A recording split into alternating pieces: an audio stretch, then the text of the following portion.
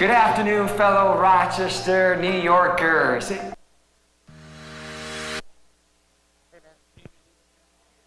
I don't know yet. I'll know in a little bit when that comes up. I don't know if that guy's here.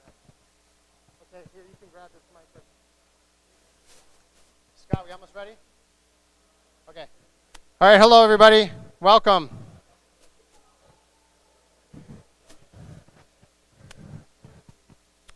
All right, hello. Good afternoon. If I can get everybody's attention real quick, please, because we want to get started so we can keep things on time this afternoon. So, thanks. My name is Mark Washoe. Welcome to the Startup Summit 2021. I know you want to mix, mingle, and network, and we're going to have time throughout the program to do that. But I want to show and run a quick promo video. It's about 2 minutes. Explains a bit about the Startup Summit, and then we're going to get right into the 4-minute drills, okay? Scott, can I here we go.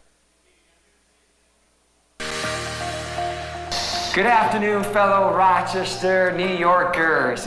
I am Keith Washoe, one of the co-founders alongside Mark Babisato here with Startup Summit, headquartered here in Raleigh. It's an honor to be able to welcome you today to our beloved city of upstate New York. I went to Penfield High School, studied at University of New York, and it's an honor to bring this beautiful summit, this conference to you in Rochester, to New York. Great to have you here today. I echo Keith's excitement. I grew up right down the 90, go Bills, in Buffalo.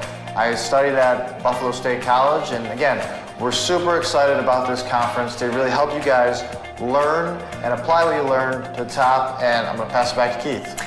So in this quick video, we just want to give you 3 things of why we want to touch your life and improve your life today and why we started the Startup Summit Conference. Number 1 is we really want you to succeed and grow your entrepreneurship endeavors and your startup companies.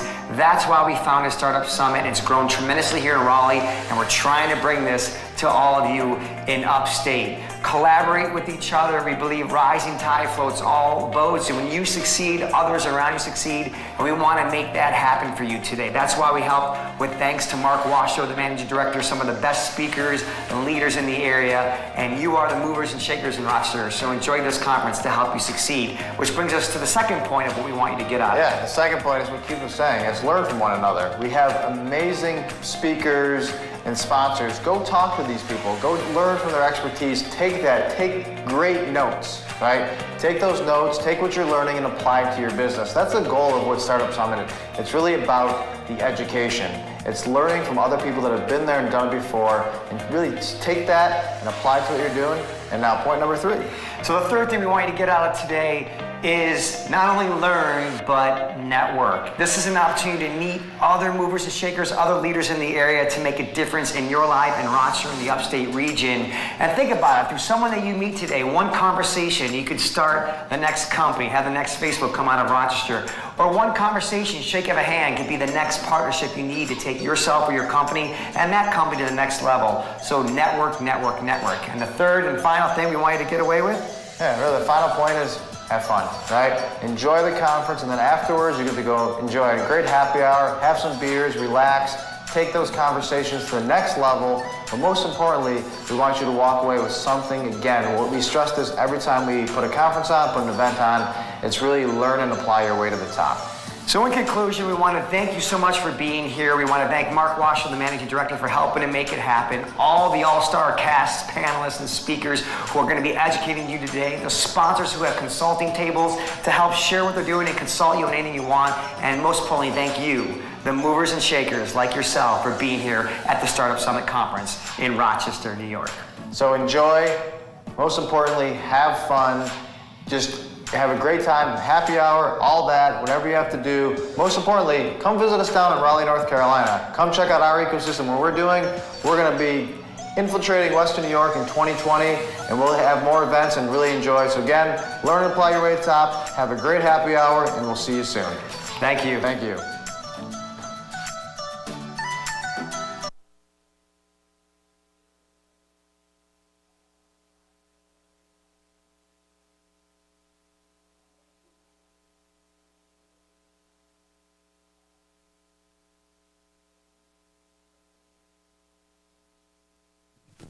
Okay, sorry about that. I heard the audio wasn't the greatest, so I apologize. But can you guys hear me okay in the back now? Can you guys hear okay? John? Better? Okay. All right, so welcome to the Startup Summit 2021 Rochester chapter. We're going to try to do something really, I guess, difficult in the sense that we're going to try to get a whole bunch of speakers in during this initial segment in a 60-minute span, okay? So we're going to ask all the speakers and presenters to keep it to 4 minutes and then a minute transition time. And here is the lineup of the speakers. And just so everybody here knows, we are recording this live through RockVox Production and Recording. And Scott Fitzgerald's in the back. So Scott, thanks for coming and to record this and stream it live. We're going to be recording it, and then we're also going to be reposting and sharing these sessions on social media as well, okay? So we have somebody that is a little bit of a late addition, but we decided we're going to go ahead and squeeze Chad Cronin from Meow Chicken Fish. I don't know anything about your company other than you told me something that was kind of interesting and cool. So, Sophie, you have my timer? Okay, so this nice lady in the back with the white on, she's going to give you the 1 minute warning when your time's almost up. But here's your mic, and you could take it from there. Test. Hello, my name's Chad Crone. I am the founder of Flower City Crickets. We are farming crickets for human consumption. I started this company back in May, during the time when supply chains were in disarray. Best time to have a startup. I 100% bootstrapped this, and now I bet you're wondering, how am I going to convince you to consume a cricket? So I'm going to break it down into 3 parts. The first part, social media. I am the top Snapchat user in Rochester. I'm the only person verified at the username Meow Chicken Fish.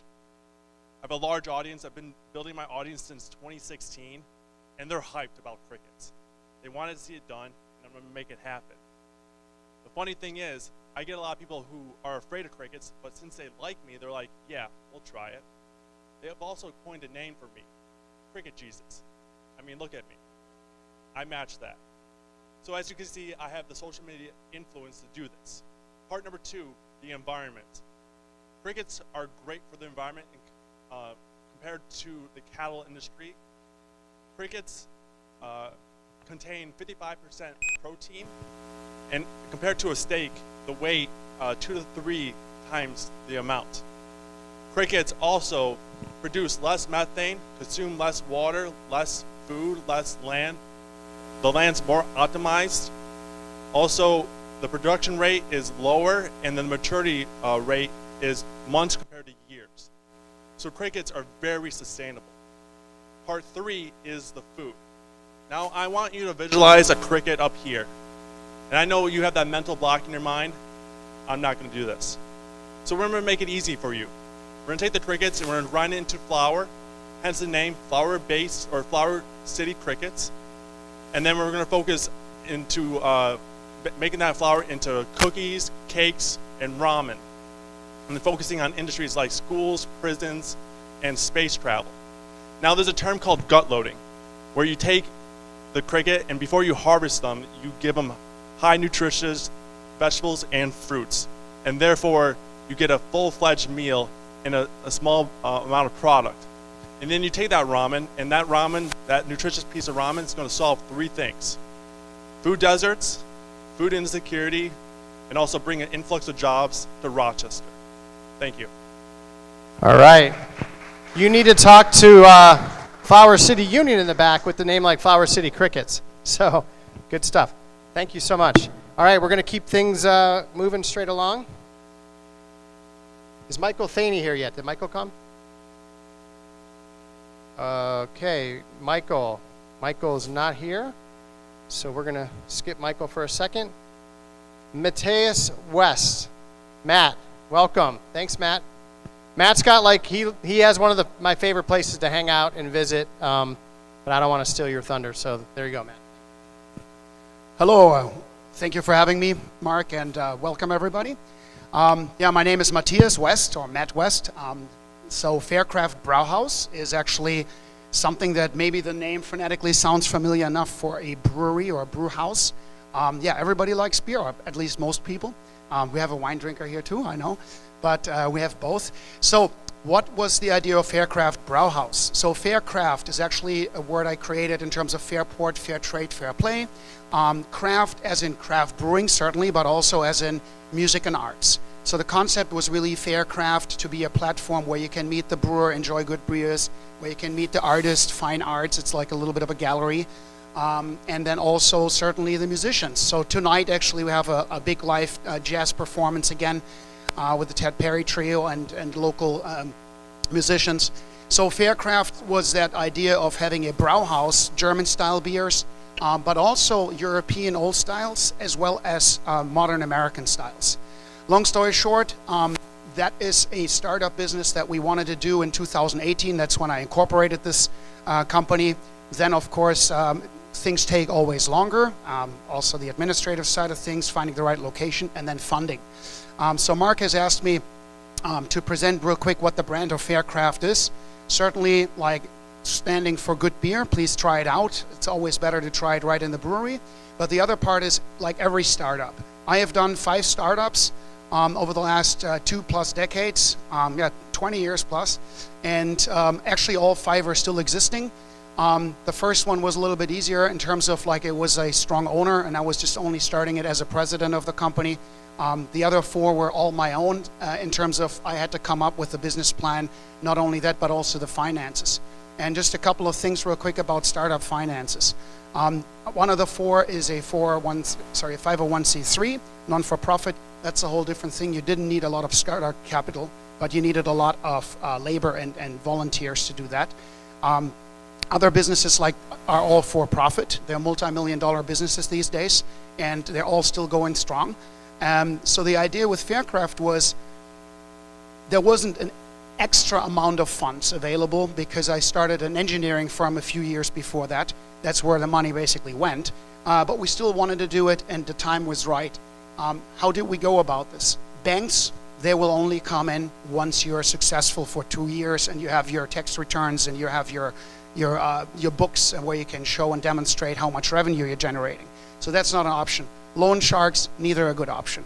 So the other thing is you can save. You can also put your house up for collateral. But if you want to do one startup after the other because of opportunities, then clearly you have to be a little bit more creative in terms of how can I get this done now?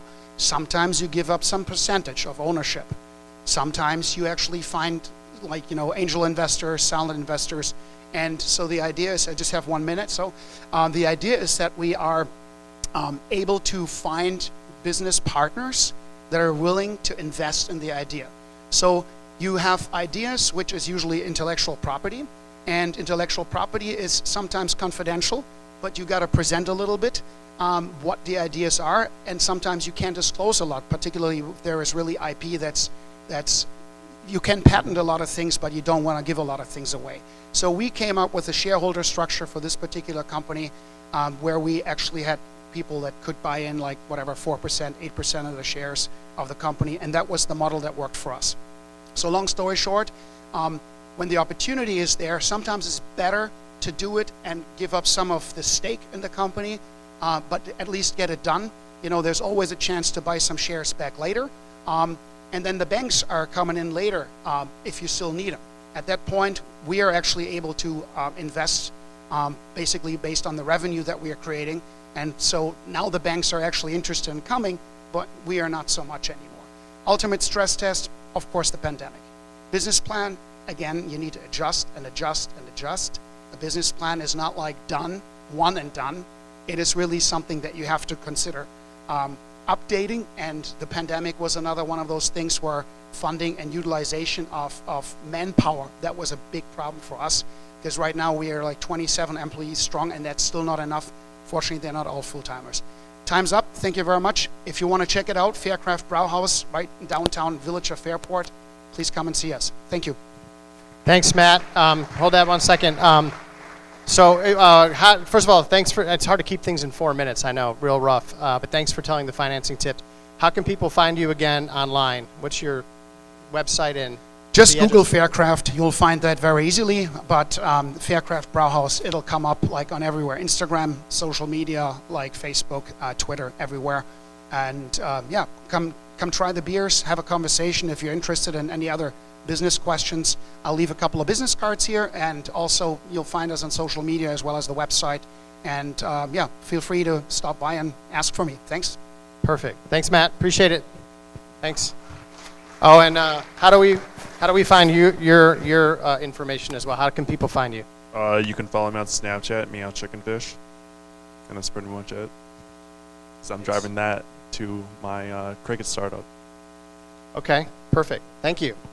Thanks, Chad. Okay, next up is Polly Guglielmo. Polly, come on up.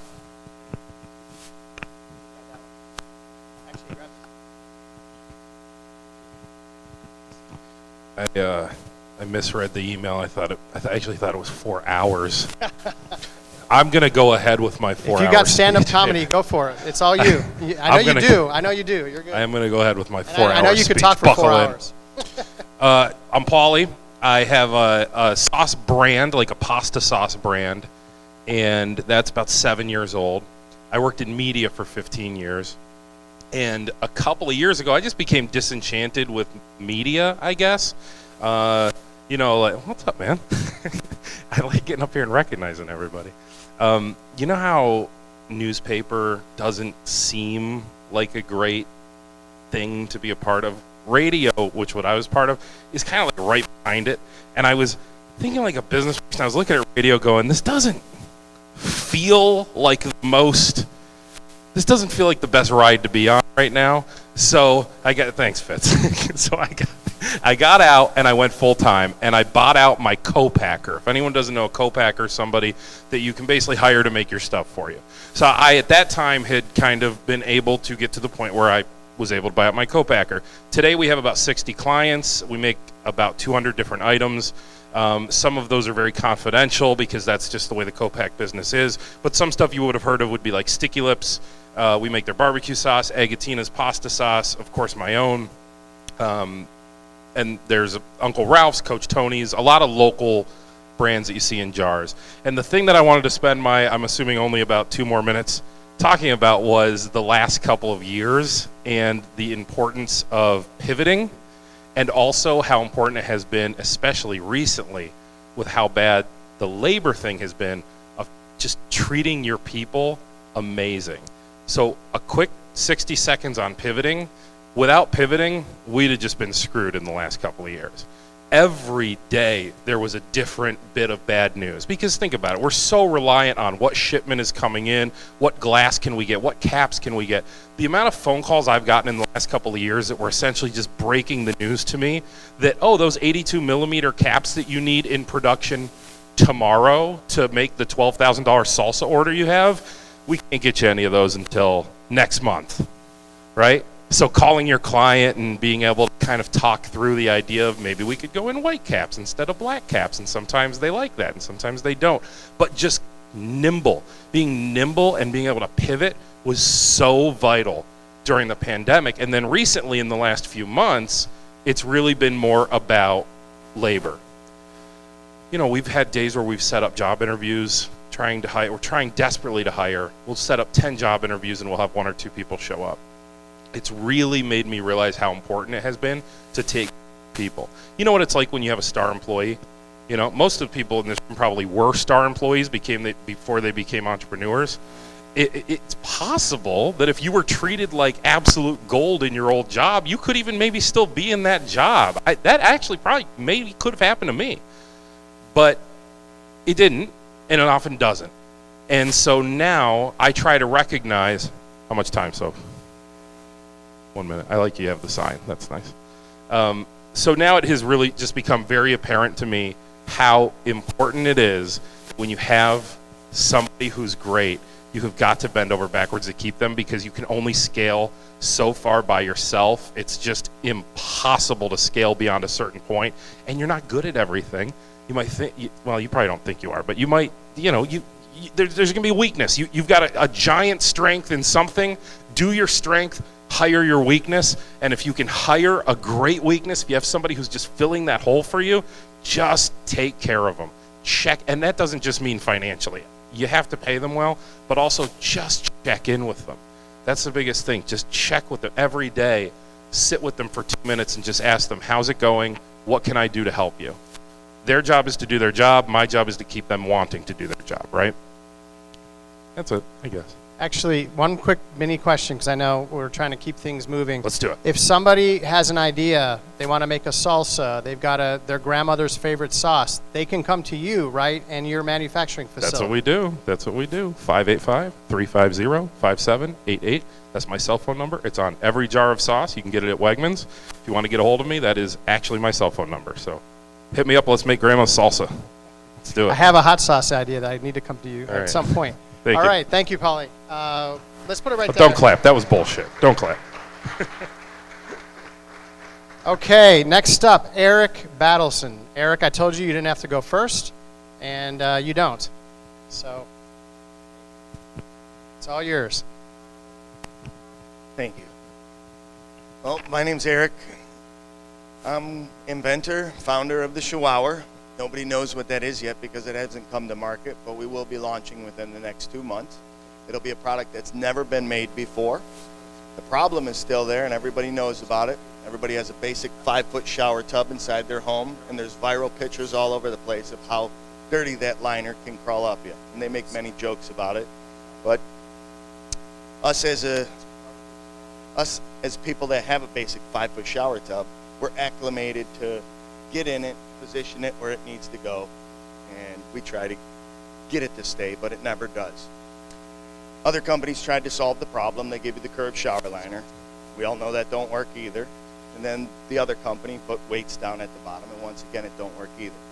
What happened was I actually accomplished it. It cannot touch you, period. It can't. So when I solved the problem, I accidentally created space. So when I saw what I did, when I say space, the outside wall of your tub is at 30 inches. Your liner now from top to bottom will be at 36 inches. That is 6 inches. That is 6 inches outside of the tub wall. So I can't release it yet because our marketing company says you only have one chance to launch a product. And when you launch your product, it has to be seen the appropriate way. But it is 100% a solution, and it will be out soon, and everybody will be able to see it. These guys were talking about things, manufacturing, as the gentleman just got done speaking about, very difficult. It's one of the biggest things that I've ever had to fight over, especially when people in America don't make the product that you're looking for. It's not made here. You can find industrial thick stuff, but you can't find the thin stuff, and 99% of the time it's because it's too sticky and they don't want to do it. So actually, when we do launch, and as the success happens, we already have found the automated machines to bring the jobs here to America to be able to make that here and to be able to do that here. It's just PIVA, polyethylene vinyl acetate, but it's very tough to come by, and we do have to outsource for that. I did get lucky and was able to find all the manufacturing for all our plastic mold injection and all our plastic extrusion parts all here in America at very comparable prices for you what you can get overseas. So that was a very difficult thing to do, and it took thousands and thousands of phone calls. But to launch a product is extremely difficult. And right now, we're getting ready to come out where they're finishing up the website. All manufacturing is pretty much complete except for little designs. And it'll be on the market soon. This isn't my first rodeo. I own several roadside assistance companies throughout the United States, in California, here in New York, Baltimore, and in D.C. And that was tough too. Started it with my wife beater on, sitting out in front, waiting for somebody to come unlock my door, and had to call my insurance company. The people that came out were rude, ignorant, and they acted like we needed them. They didn't appreciate their consumer base. They didn't appreciate their customer. So my brother looks at me and goes, we should do this out of our cars. We won't do no towing. We'll just do lockouts, jump start, fuel delivery, tire change, and we'll just kiss our customers' butts. And that's exactly what he did. He got laid off 2 weeks later. He started a company providing a service that is already available. We were the second company to ever do it out of cars in the United States. And now everybody's doing everything out of cars now. But it's still in business today. And we got some of the best contracts with some of the best insurance companies out there. And if anybody has any questions, I'd be happy to answer anything, whether it has to do with manufacturing, where to find resources. There's so much there on the internet that's tough to find, but it's in there. It is in there.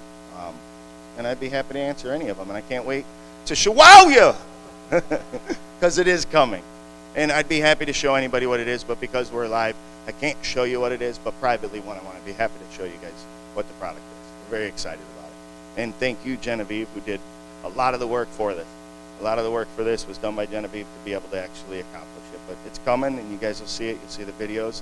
They're going to be crazy and wild and viral, funny videos, so that it drives the humor up. Thank you. Awesome, Eric. Thank you. We can't wait to see it. I've already seen a little bit of it, so it's really cool. So we're looking forward to it. Thank you so much, Eric. Appreciate it. Okay.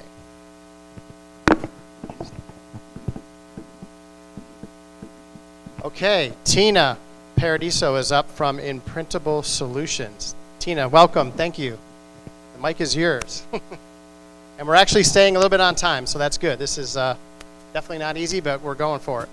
Thank you. How's everyone doing this evening? I hate microphones, by the way. I think my mouth and my voice are big enough. So Imprintable Solutions, who are we? So we're a service that's of service to our community. What do? We uplift our customers' marketing and branding. We do it through printing, promotional products, and decorated apparel. But it's not the what we do that makes us different. It's the how. So we believe in conscious capitalism and serving leadership. We work with people that are at risk, opportunity, and disconnected from education and sustainable employment. So my company works with about 12 different organizations within the Rochester area. Young people come to us through them. Their internships, work tryouts, or on-the-job training last anywhere from 6 weeks to 9 months. The groups of people that we're working with are chronically homeless, gang-affiliated, re-entry, pregnant and parenting, refugees, English language learners, differently abled. So when we talk about diversity and inclusion, you can come into my shop at any day of the week. Not only do we say it, we actually do it. What has that led to? So when our young people, they're always working on their next step, whatever that next step is defined as. They define their next step. Not us, not we, not leadership. They define their next step. So if it's high school equivalency, that's what we're working on. If it's a bank account, that's what we're working on. We do a lot of lunch and learns. I just had a conversation earlier about learning fiscal responsibility and what that looks like. What does a bank account look like? How do you use it? How do you get credit? How do you maintain and sustain a great credit score so you can move forward? I bring in experts in the field. They volunteer their time and their talent, and they teach our young people. So that's what we do. And we're a privately held business. We're not a nonprofit. This is all self-funded. So along with all those programs, we believe in taking care of our team members holistically. So I know some of you have been in my shop before. You've had the opportunity to come in, walk around, see what we do, how we do it, get involved, roll your sleeves up, give some information. We stock our kitchen once a month, and we stock it to what our team members' palette is. We have a washer and dryer on site. Sometimes this is the first time our young people are learning how to use a washer and dryer. We have a full working bathroom on site in case you need to take care of your personness. How do we normalize this, right? So a young person comes in and they're like, oh my gosh, are you for real right now? Who in their right mind is going to come in and use the shower? I can tell you in about 4 days, starting November 15th into December 21st, we have our busy season, and guess who lives at the shop 24 hours a day? So we normalize it by having the leader of the company actually using the bathroom, the washer and dryer, and the kitchen. So this is who we are. This is what we do. And by the way, we do believe in capitalism. We are conscious capitalists, and the profits that we continue to make and our efficiencies have gone up come back into our program. So we have hired to date, after internships, over 30 of our young people until we move them on to their next step. So that's what it looks like. Thank you. Thank you, Tina. Okay, Michael Thaney is here from Startup Grind. So, Michael, it's all yours. I now put you on the spot. Yeah. I apologize for being late. It's all good. Hi, everyone. Mike Thaney here. I'm a director of the local Startup Grind chapter.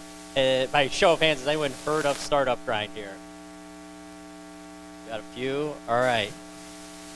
So really what our remit is we're basically helping foster the startup community. The organization was started in San Francisco by a couple founders who were just getting together. The goal really is to inspire, educate, and connect the startup community, and that could be a broad term. It did start in the Silicon Valley area, but it's not tech focused. What we really do, what we spend a lot of time on is live in-person events. With the pandemic, we've done a lot of digital events, so you may see promotions from us around fireside chats. We're always trying to pull in good founders, lead the community, talk and share with the community. And recently we've been doing a series of pitch battles. Just a quick shout out, Tina actually, we had a social enterprise pitch battle, and Imprintable Solutions was the winner last time. But really what our organization's goal, right, is to help people, founders or aspiring founders get the tools and resources they need to launch successful businesses. And hopefully that'll help, rising tide raises all ships, right?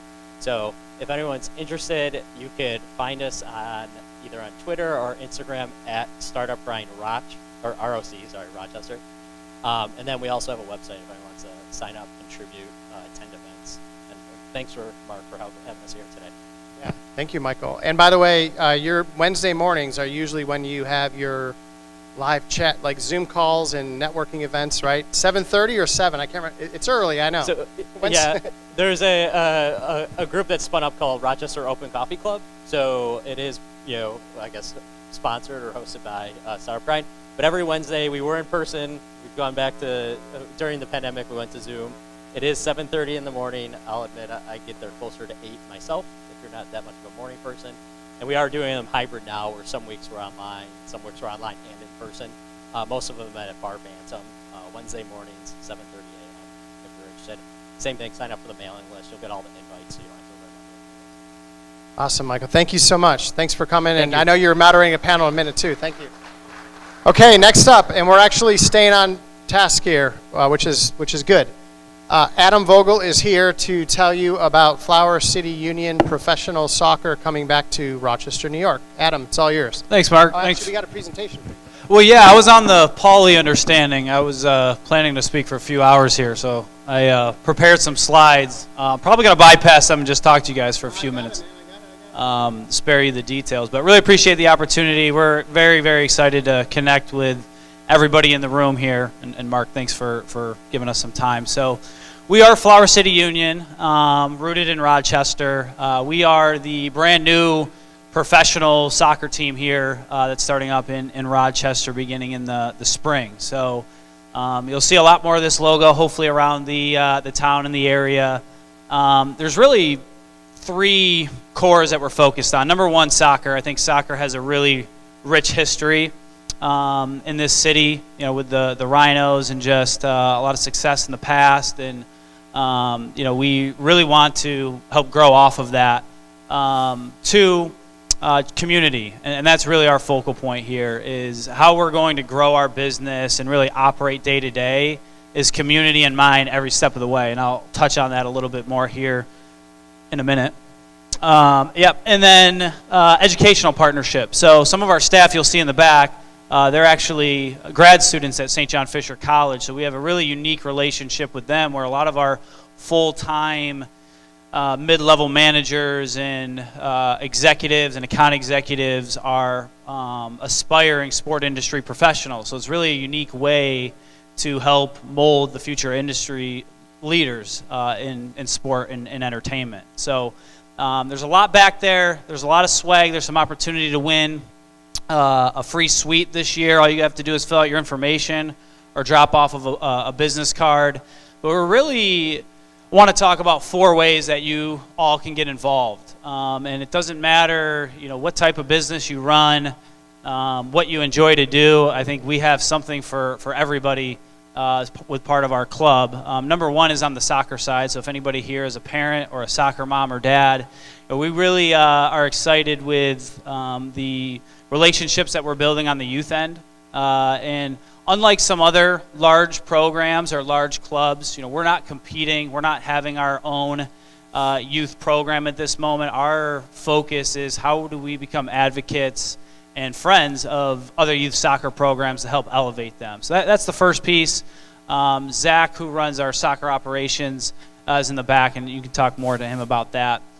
Second is tickets. Obviously, as a soccer club, we're going to have tickets to sell, and we want to be able to have as many people in our venue as possible. So whether that's planning a birthday party, a bachelorette party, you want to be a season member yourself, there's a little something for everybody. We'll have up to 10 or 11 suites available on a per-game basis. Partnership and sponsorship. What's really fun about being where we're at right now as a startup is it's a blank canvas. We can literally customize and do anything that can help elevate your business or elevate your cause or elevate your initiative, whether it's a nonprofit, a for-profit. Had a conversation yesterday with my buddy John back there with a local company that during the holidays, they're really big advocates for the Toys for Tots program. So we're now talking about doing a Christmas in the summer type of initiative or holiday in the summer type of initiative where we'll collect toys at our stadium and give them back to this organization so they can make a contribution in the summer. We had a conversation about having a co-branded job fair with a local company that's struggling to fill employees right now on the sales and the operation side. So again, anything that your organization really succeeds in and you just want to take that to the next level, or you might be struggling within this past year, we can come up with a creative solution or at least run ideas by you. So I think the sponsorship piece is really exciting. We have everything from kit sponsors available, which would be getting your logo on our jersey, to branding within our stadium, to social media, and really having our social media team promote you. And then the final piece is the investment side. And what's really unique about what we're doing here is on the crowdfunding end. So I was joking, and hopefully I can say this, but for less than the price of a venti at Starbucks, you can buy a share of our team. You know, we're still working on the valuation piece, but anybody and everybody can get involved to be an equitable sponsor of our organization. So whether that's just supporting the club because you love Rochester, you love the community, and you want to give back, you can make an investment as low as $150. Or if you want to be more of a larger partner with us, we can have those conversations as well.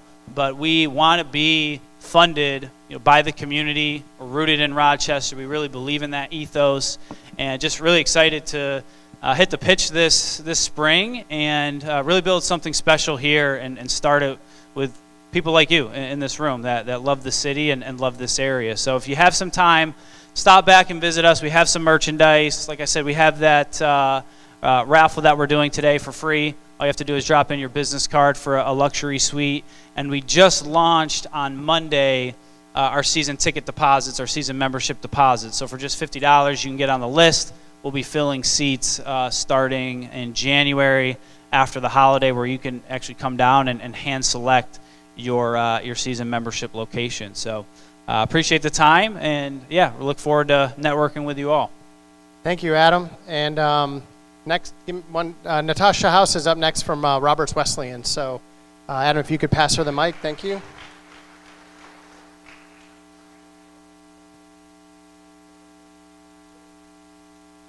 The stadium? Yep, so we're playing in the downtown stadium. Yep. Thanks.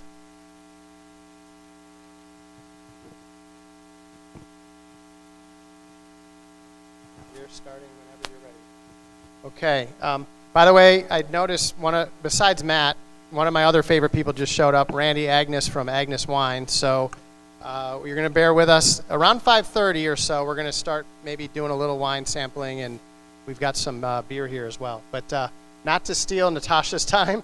So whenever you're ready, you go ahead and start. And thank you so much for coming. And Natasha House, Roberts Wesleyan, thank you. Did you know that 77% of organizations report a lack of leadership? Just go with me for a moment. You finally launched the business of your dreams. You have a solid team, and all of a sudden, your whole team quits. How could this happen? What do? 50% of employees that leave their jobs leave because of terrible leadership. My name is Natasha House, and I'm the Assistant Director for Enrollment at Roberts Wesleyan College. I'm here today because I have the solution for lackluster leadership. Many of you are familiar with the traditional old school MBA. It's a business administration degree, but you may not know about the MSL.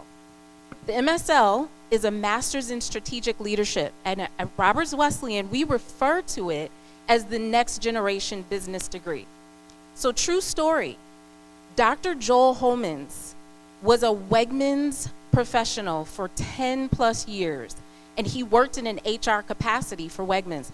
He was able to interview many top-notch, high-level MBA graduates, but unfortunately, he was unable to hire them. He couldn't even hire them because they lacked the morals and the ethics necessary for management. So an MBA degree is going to teach you how to manage systems, but an MSL will give you the tools to inspire and motivate people. An MBA focuses on the tactical components of finance, marketing, accounting, but an MSL will give you the ability to think critically about those systems and make ethical decisions surrounding them, how to build and empower a team. And as a business owner, this is critical. Our school was founded upon foundational principles regarding character.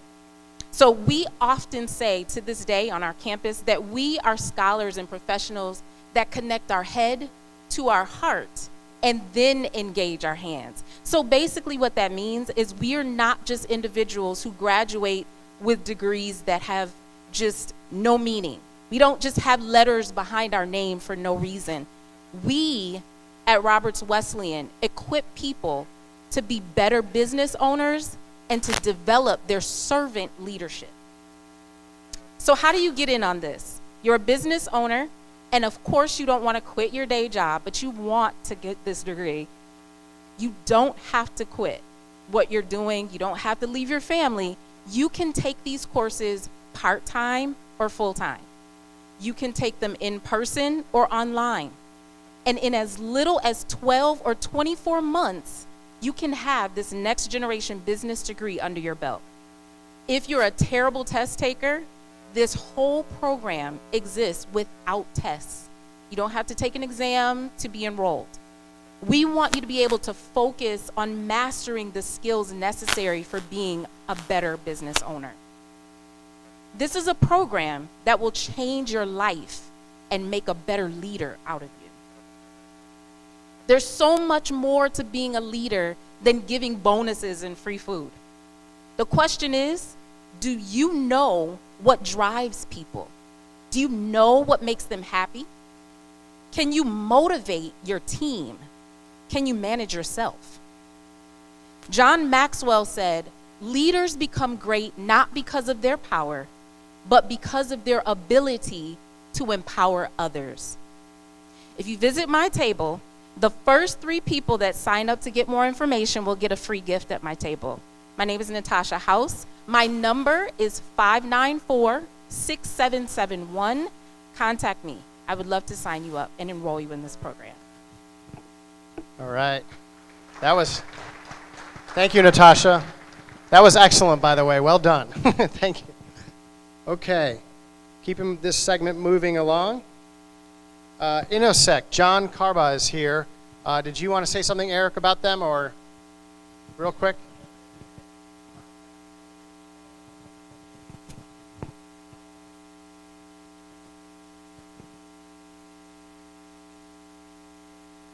Thanks, Thank you, Eric. Thanks, John. Yeah, hi guys. John Carbo, I'm the production manager for Innosec. We are an additive manufacturing company. So it's just a fancy way of saying we use 3D printers to make things. And we found a market where we have started producing intermediate volume production levels things, which is like 20 units to 2,000 to 5,000 units. So we're helping customers in market validation, testing out their products, getting it out into the field, seeing if there's a market there, just testing out low quantity things before moving into like full injection molding pieces. We've worked with companies like ACV Auctions, L3 Harris, list goes on and on. Just helping bring their products to market faster, and just validate faster and do it in an economical fashion before you move into a huge tooling cost and dropping tons of money on injection molding pieces. So another market that we've found is promoting legacy items, things that can no longer be manufactured by companies. They still need these items to be in service, and they come to us. We reverse engineer them and produce them in-house. Anything from things to, make manufacturing faster for things that are even like in service and out in the field and are being used. We've got a team of engineers that help redesign things, team of engineers that run these 3D printers day to day. They run 24/7 nonstop, and we're able to hit those large quantities, but at the same time not bridge into the injection molding side of things, where it does become quite cost competitive up in those areas. So yeah, we've helped out companies like Eric's, Chihuahua. They're testing out the market right now, seeing how this product's going to sell and who they're going to impact with it. So create a couple prototypes for them, see how it's going to go, and then eventually move on into the real world, start making thousands of units, promoting it across the world, and hit these target audiences that they want to go and see. So thank you guys for the opportunity. Come by the booth, check out some of the things that we've seen, get a feel for it in your hand. It's one right there with the chicken wing in it. It's a fun little piece that we did. And we can talk one-on-one and go into more depth on our capabilities. Thanks, guys. Thank you, John. Thank you. All right, next is Rumela Cameron from Convergence Business Solutions. Rumela, thanks for coming. You want me to? I can go to your website while you're talking. So, okay, great. Thank you. Good evening, everyone. How are you? We need to be a little bit more alive over here. There we go. Well, my name is Rumela Cameron, and I founded Convergence Business Solutions back in 2015. Before that, I was working in various roles as an administrative assistant, executive assistant, and some support role. And I was working at a company that told me 30 days in that my assignment was ending. And I thought this was a full-time position. And I decided at that time that I need to develop a company that will pretty much provide the same administrative services and support to small business owners. And that's pretty much where I started my company. You can scroll down just a little bit. So the services we provide is virtual assistant services, business planning, and consulting. How many people here are business owners? Let me see those hands. How many of you feel like you have too much on your plate? Come on, you can be honest. Okay. And another question is, how many of you feel as though you wear too many hats? Oh, I know I do. So again, with Convergence Business Solutions, we provide administrative support services to help alleviate your plate. You can outsource and delegate all of your administrative services down to, let's say, email marketing, up to, funnels? Anything, honestly. And our services are tailored to your needs. Our budgets are also customized. One of the services we actually started rolling out in 2020 was credit repair. It's a little bit different from the virtual assistant services. But one of the services that brings a lot of our clients in the door is business planning. And a lot of times, those business owners are looking for funding. And one of the things they're lacking is a great credit score. So we decided to provide credit repair services in-house to help those business owners be able to get funding for their for whatever projects and startups that they're doing. I don't want to take up too much time, but on November 17th, we are hosting our business plan workshop. We have Jesse from Citizens Bank, which is our branch manager, that's going to help discuss and explain the different services, the different types of things that they're looking for in their business plan. So if you can stop by my table, I don't want to take up too much time. If you can put a business plan, I'm messing up today. Hey, that's it. But anyways, if you can stop by my table, put a business card in there, we have a gift that we're giving away, and we are also offering a strategy session, a 90-minute strategy session to help you start with your business plans. Thank you. Thank you. Right. By the way, Ramella was on a podcast show that I have called Freedom Biz Now not too long ago. I thought you did great in that show. Come on. I'm not going to. All right. You got to say the fun fact. Come on. Go ahead. Tell them the fun fact. Right. Ramella. I guess so. The fun fact is I'm also a professional wrestler. I've been wrestling for over 12 years. So, Sorry. I know it is what it's funny. Thank you. All right. Moving along. So, next up. Got my old glasses here. Who's next? Valiant Wealth Management. They had to. The gentleman that was here had to leave for something that came up. So next up is Anthony Marotti from Afex BioCleanse Systems. They are a company headquartered right here in Rochester. I actually work for Afex BioCleanse Systems. So Anthony is here to tell you about this company and the revolutionary products. And there is a table in the back that Anthony will tell you more about as well. Anthony, it's all yours. I'll put your slide up in a minute. Mark heads up the sales and marketing division, and I head up the investor relations division. So why am I here? Let's see. It's a startup summit, and we've been in business 11 years. So what's startup about that? Well, we're in a very technical business. We produce, we compete with chemical companies. We produce sanitizing solutions. So it's kind of high tech. There's a lot of R&D. So we really didn't get off the block of doing business, the business of doing business, for quite a while into our rhythm. So anyway, we did go public about a year ago, roughly a year ago. So as a pubco, we are pretty much a startup. Let me just ask a quick couple of questions. Most of you people are here. It's a startup summit. How many of you actually own businesses? Was that me? I promise not to do it again. Just a show of hands, how many people own businesses? Is this better? Okay. And how many of you have owned businesses more than 5 years? Okay. And how many of you are privately funded? Anybody considering doing a public offering? Show of hands. Going to stay away from that? Do what? I got an electric personality. A lot of interference. Computers hate me. So anyway, we made the decision to take a public venue so we'd get more exposure.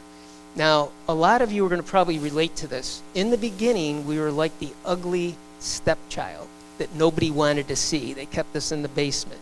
We would tell people about our product. And by the way, our product kills the most deadly germs on the planet. And it doesn't do it with toxic chemicals. It doesn't do it with chlorine or alcohol or anything dangerous. In fact, we are actually considered water. You could drink our solutions and it wouldn't hurt you. So we're killing the most dangerous germs on the planet without hurting the environment, which is really important. So we don't have that chemical runoff into our drinking supply. We're not killing any animals. We're not killing the bees, which we need. Got to keep the bees. Don't kill the bees.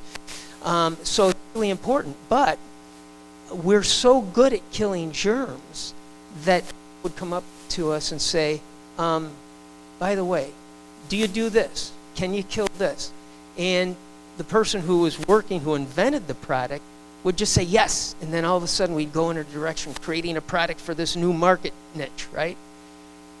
A very important thing for startups is keep a focus, because what that did is it cost us a lot of money and a lot of time, and we never did penetrate the market. So we had this R&D thing happening, which is going to take a lot of time.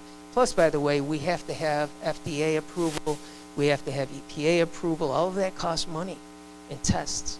So here we are anyway, doing everything, and it hurt our credibility. And if that's, a lot of you probably find yourself in that position where you're so good at so many things, it's hard to find a focus. And if times are tight, you start to grab at things that look like the low-hanging fruit. But that's probably a mistake. So focus is very important. So what we did is we started to focus. And it's working out for us very well. But in the beginning, we had a lot of people, no one believed us because we can do all of these wonderful things. We literally have revolutionary technology. Everyone says, but we actually have it. Because to be able to kill all those germs and not hurt the environment, that is revolutionary. So anyway, nobody believed us. So the first 5 years, it was just we were getting beat up everywhere we went. Finally, we're past 5 years, and people said, they're still around. There must be something to this. So they started believing us more. So we would come up with these independent lab test results that showed that every one of our claims is true. People still didn't believe it. Even chemists didn't believe us. So a lot of you might get resistance in the beginning, but I would say that tenacity is one of the key ingredients to success. If you don't give up, eventually you'll make it, unless you have really a bad product. And some of those even make it with the right tenacity. So anyway, we started out, we were private. We found out that if we merged with a particular company, it gave us this really cool platform. And we did that, and everything's been a lot better. We ended up acquiring a company called Biofoam, which is really another revolutionary technology. It uses, it's like a web. We have the products up here, by the way. And what it does, it's a foam, and it actually captures the germs inside of it. And then our EPA-registered sanitizer kills the germs. So it's pretty cool.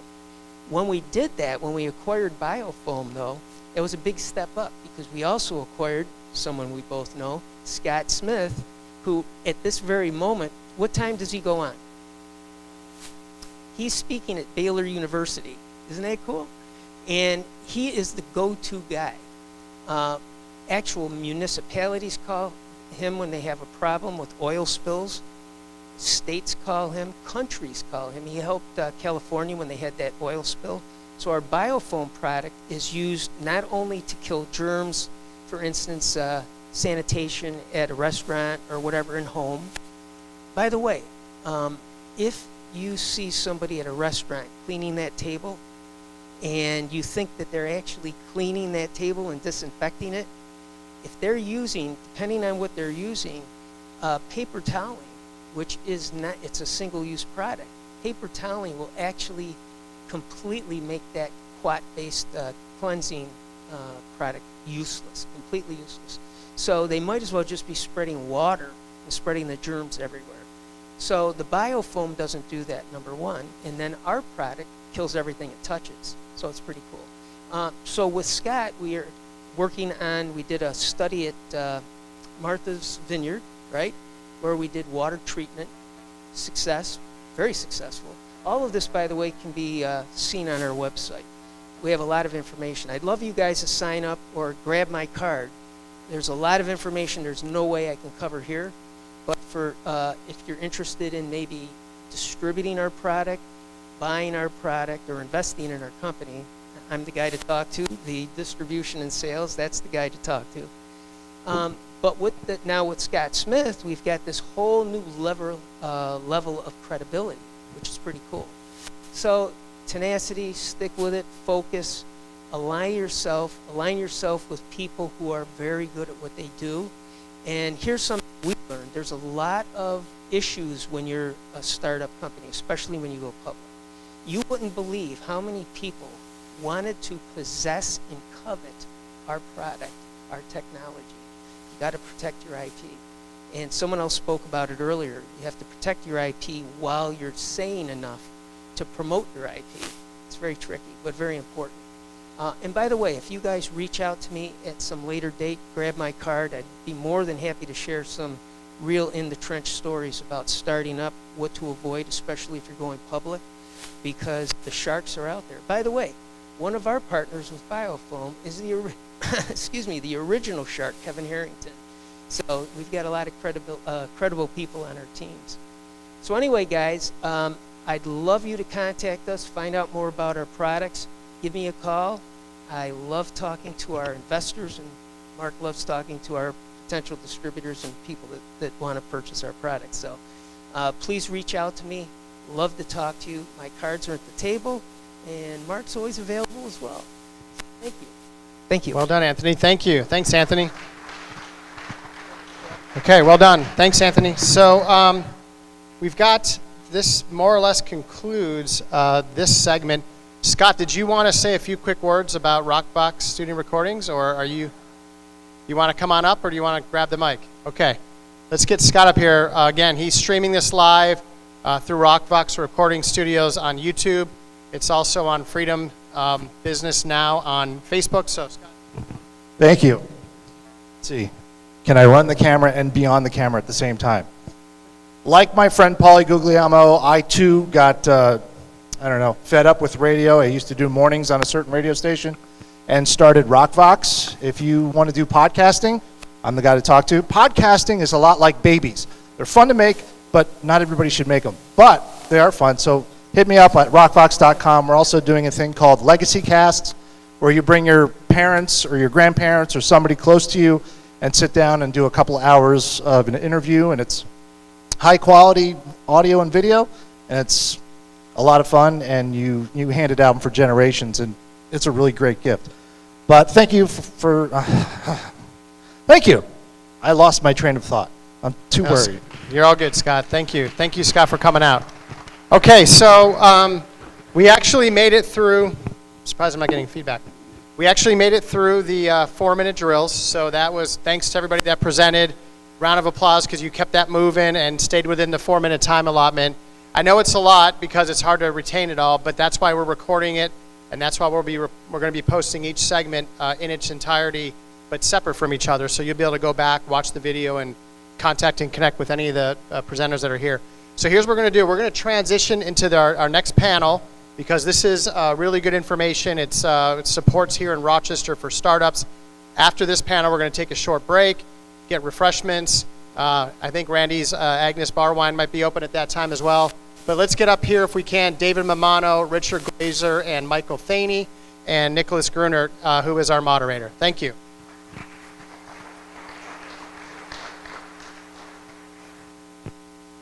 And the panelists are going to have to pass the mic. Nicholas, you get the red one.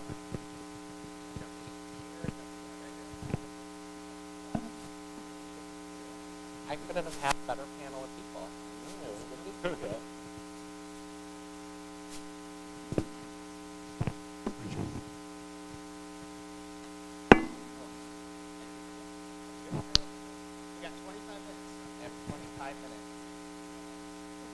Awesome. All the warnings. Hey, everybody. My name is Nicholas Gruner. I'm the Assistant Director of Advancement for the Golisano College of Computing and Information Sciences at RIT. Longest title I will hopefully ever have in my life. It is crazy. But the Golisano College houses about 3,500 undergrad and graduate students at RIT, and we want to keep them here. These are our next tech startup people, and we want them to stay in Rochester. So I'd love to connect with some folks. I also represent Fuego Coffee Roasters. So I've worked with Fuego since 2013 when they first opened.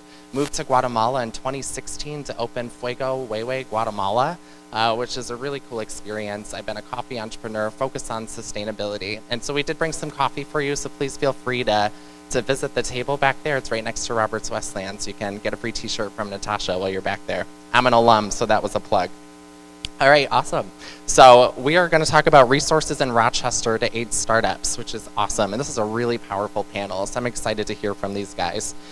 Sitting in order here, we have Richard Glazer. He's the founder of Rock Growth, and a volunteer organization with 2,400 members founded in 2013.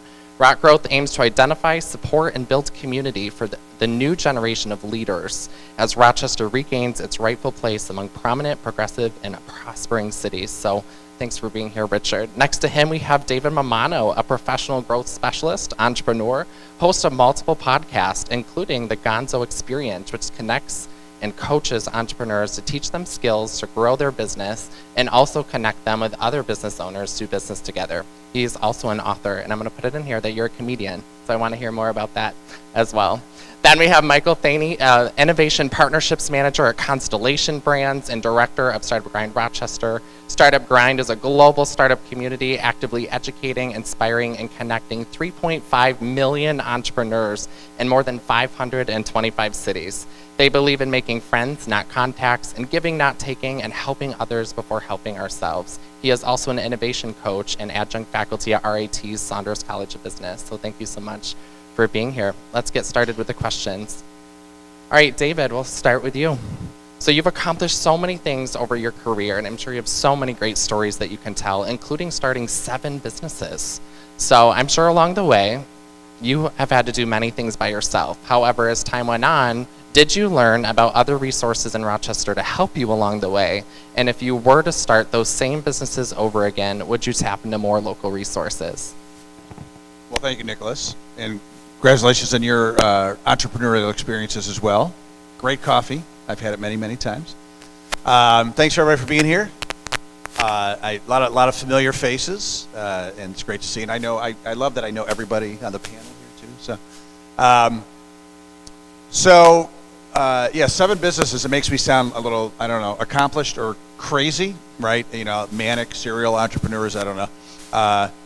But I started my first business way back in 1995, and it was a magazine for high school students. No, just it's a very electric conversation. So I think it's better now, right? So starting out in 95, there were really like not a lot of resources, right? I didn't know about them. And I think to start a business today, a new entrepreneur is in Rochester is almost spoiled because there's so many incredible things going on today, and a lot of them are free or very inexpensive. And so I started thinking about all of them. I'm like, oh my God, I'm not going to remember all of these, right? So I started writing them down. So if I were to start a business today, I would take advantage of these resources. So first and foremost, I'll talk about the 2 guys sitting right next to me. So Richard, there's some comedy. Richard, full-time gig, great financial advisor, but has probably done more for the entrepreneurial community in Rochester than anybody I know. He's very modest about this, but he started what was called Digital Rochester, it's called Tech Rochester, built that up to an amazing organization, stepped aside and basically handed it off to some other people to bring it to the next level, and they have. And it's a major force in Rochester, this organization, Tech Rochester. So thank you for that. And then the next year was Rock Growth. Rochester Growth. It started out as like kind of the quarterly meetings with business owners, and those were great. And now Rock Growth and Rock Coffee, some amazing resources here in Rochester. So thank you for doing that. And I'll look over this way. Michael, with Startup Grind, another amazing organization that is all over the country, and you and your partner there co-founded the local chapter, right? Yeah, Valdar, and another amazing organization. Is there a charge to join Startup? No, it's free, right? It's free. So I'll give my colleagues here some great credit due for starting some incredible organizations here in Rochester to help.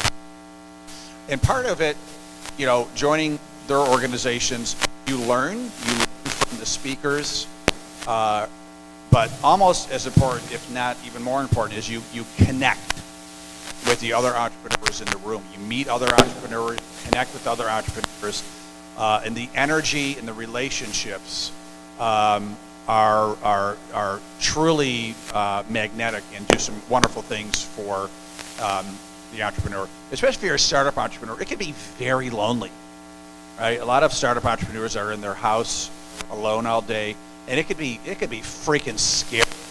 And just to know that there's a community of other entrepreneurs out there for support, growth, connection is very, very important. So I wanted to talk about those first. Also mention NextCore, Jim Sinnell. I don't know if Jim is here. Another great organization. They have co-working space, which is maybe competition with us a little bit, but they also have an incubator and a lot of great programs for entrepreneurs. Is there fireworks going on outside? Is that what it is? I know, right? Yeah, we should have fireworks behind me. So the next one, I'm an adjunct professor at U of R.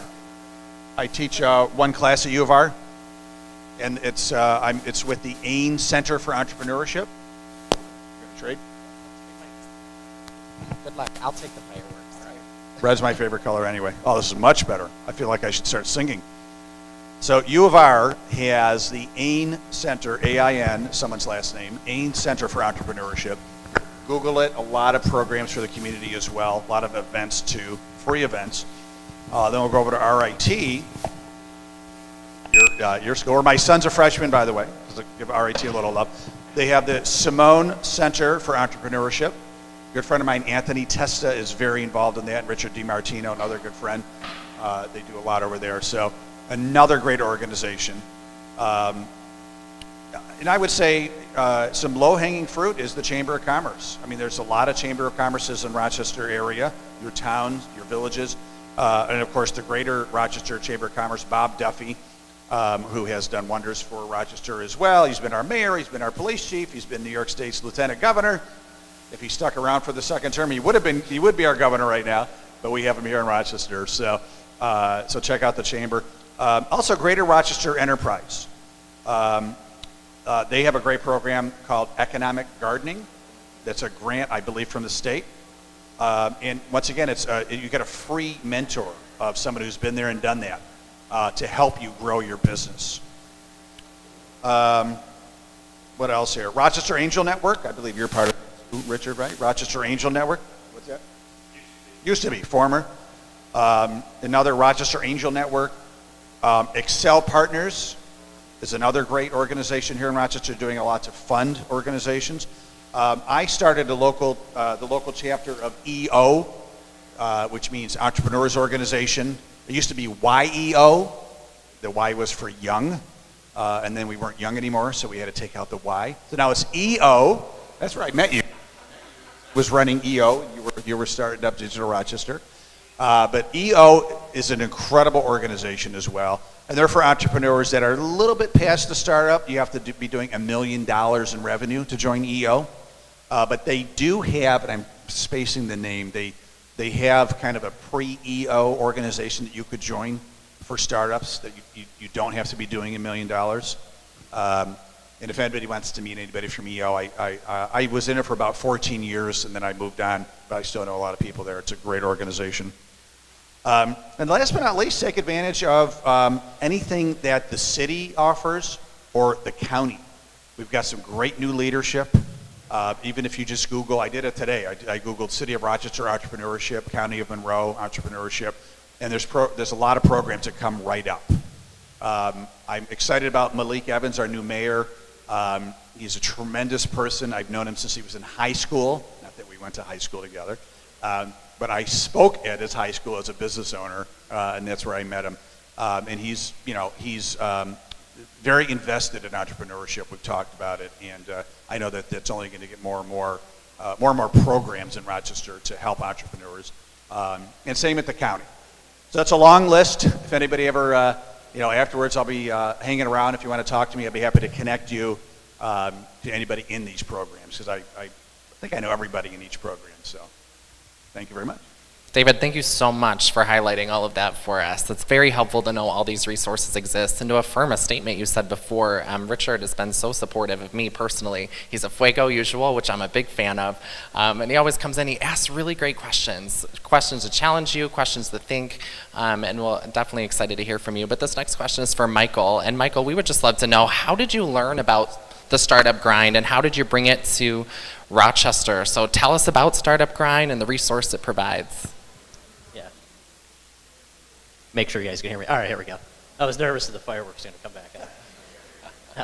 Yeah, so the startup grind story, it'll predate me bringing it to Rochester, finding out about it. But just a little blurb on that, right? It's about 10 years old, and again, that founder story, a guy, Derek Anderson, had a couple failed startups, got a couple of his buddies, working in startups, founding startups together. And that was kind of the beginning of that. And then as other people attended those events and that caught traction, that's where they started creating a national organization, more chapters. But how it came to Rochester, how I found out about it was actually, this is kind of a theme as far as me sharing resources that have helped me out in the community, is like personal network. So by way of my history with Rochester, I was born in Chili, grew up on the west side. I went to college in Cleveland, went to Case Western, and then from there started my career, moved up to Chicago, and I spent over a decade in Chicago before moving back and taking the role I have now at Constellation Brands. So coming back home, I was trying to get involved in the startup community, and for my role at Constellation Brands and like digital innovation partnerships, we get to work with startups, which is a really cool part of my job. So trying to get involved in the community and help out beyond just what my day job was, I attended a startup weekend in Buffalo, and that was actually like a weekend event. People get together, try to come up with an idea to start a business. They pitch it at the end of the weekend. And one of the mentors there, he was a gentleman who, Buffalo native, but had spent some time in Boulder, Colorado, and moved back home. So he was the one who actually told me about Startup Grind and told me I should take a look at it. And I was just starting out, being recently returning to Rochester. At that time, just meeting David, Richard. If I had known all these resources existed, chances are I may have been just joining one of those groups and helping to put more logs on the fire there. But where I was in that position, and the reason why I kind of tried to go down this path was the global connectivity of the Startup Grind community. I think Nicholas might have mentioned the kind of size and scope. I think there's about 600 chapters across the planet. They do an annual summit in Silicon Valley. It's right, basically on Sand Hill Road where all the investors are. They bring hundreds of startups together every year. And then part of that, they do have like a startup program. So it's like an accelerator, but it's not an accelerator. There's no equity, there's no investment. But what you get is that organizations, all of their connections and networking. And they do have some like programming events. But that's really what drove me to kind of keep bringing, this was that connectivity to, Rochester's a great community. We have a lot of talented people here.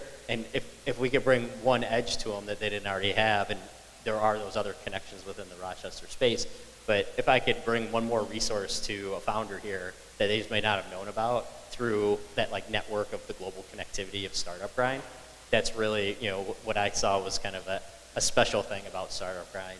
And then the addition to that would be Startup Grind has partnerships with a lot of the large tech companies. So originally it was funded by Google for Startups. So anyone who's actually building a digital product or a technology product will, by joining that program, can get credits from Google, AWS, Oracle. They get many discounts. So again, if there's anyone in the crowd interested in learning more about that, that's something that comes with that relationship that they've built over time. But really, I guess tying it back to like how I came across this and why I decided to kind of take that leap and get it going was again that connectivity with somebody who was active in the community. It was Buffalo, not Rochester. Buffalo already had a chapter. He said he would have started one on his own. And then when I was doing some research, understood their kind of global remit, what their purpose and mission was. And then the deciding factor that kind of pushed me over the edge was, at the time, had recently attended a startup event at RIT and ran into my co-director, Velazar Demirev. So just finishing school, had his own startup, and his ambition and drive to like want to keep going. And part of that was really inspiring. Was Apex mentioned like persistence and tenacity. He was a very persistent guy. I don't remember else to work with him. But just the seeing that energy was there and like, wanting to like move forward with something and create something, bring a new resource to Rochester. And then B, the other thing that got me really, excited about that was he's really from Massachusetts. So seeing somebody who's not from Rochester, like being here and wanting to like grow something in Rochester, really like pushed it forward. And that's really how this thing got started. It was, we've been doing this about 2 years now.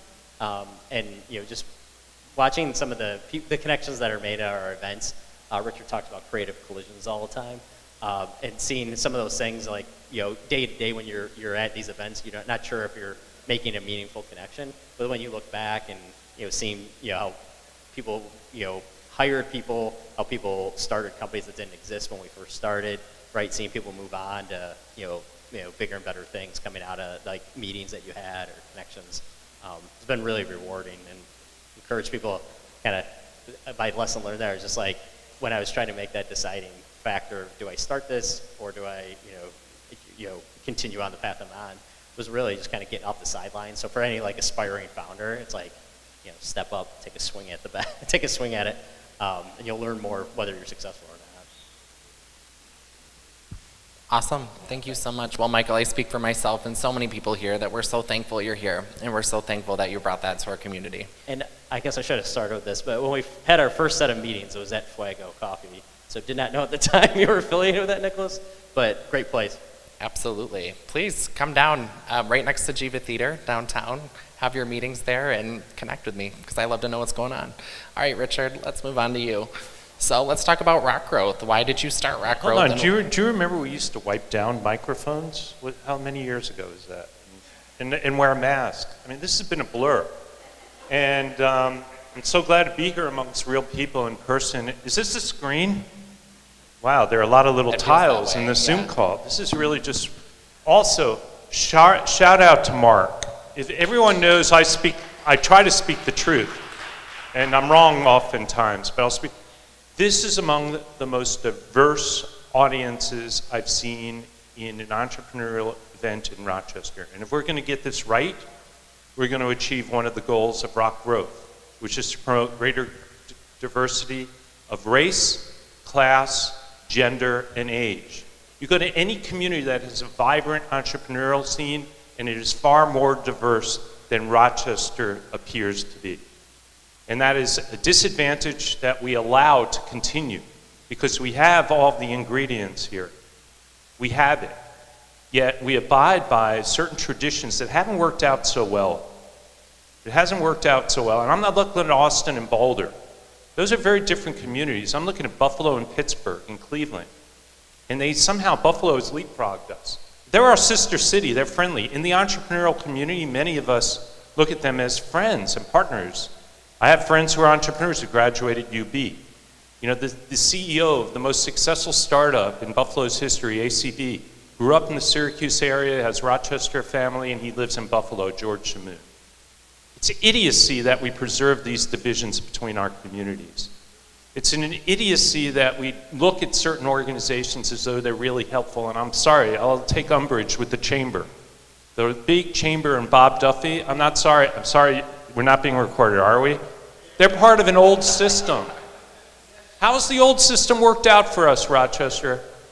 I don't know. How many of you are transplants, relocated? How many of you are boomerangers? You spend time in Guatemala. How many of you have lived outside of Rochester? We need all of you. The boomerangers and the transplanters are the ones that bring that freshness, that awareness.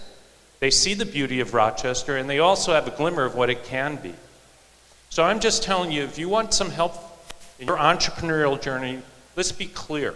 If you're going to be a PhD physicist and you want to build an optics company, it's different than building a consulting business. My new friend in the back there is trying to do a business services company. They're all different, but they all need mentoring and support. And what are the motives of the mentors and the support organizations? So they're funded by the state or they're a university. Approach with caution. They all have different agendas. Not to malign them, but just go in with your eyes wide open. In a thriving entrepreneurial ecosystem, and I've seen the one emerge just in less than 20 years in Boulder, very influenced by what the Valley experienced. I've seen Boston become less of an entrepreneurial ecosystem, and New York City rise. That's my hometown. I was a venture capitalist through the dot-com era, and it was not a tech sector. It was overhyped. There was money to be made, we did all right, but it was overhyped. But now New York is number 2. And what do they have? They have communities where people are open. They're transparent. They pay back. They pay it forward. They give without expectation. And that's what I try to do in all of my activities, and that's what I know these two guys do. They're not doing it for the big bucks. They get other satisfaction. It might align with your career and networking and all. But I know that is what we need to do. We need to build the ecosystem. If you're not a member of Rock Growth, what is a member? We don't even technically exist. We have a URL, but we leverage other resources. We're unencumbered and agile. And we actually have some room at the table if you want to join our weekly organizational call. Please let me know. We're looking for someone with skills who is willing to pay it forward. We do events. We also have a little money and we do grants. We gave out $15,000 to artists from the underrepresented community back in February called the Rock Art Growth Art Grants. And we gave $1,000 a pop.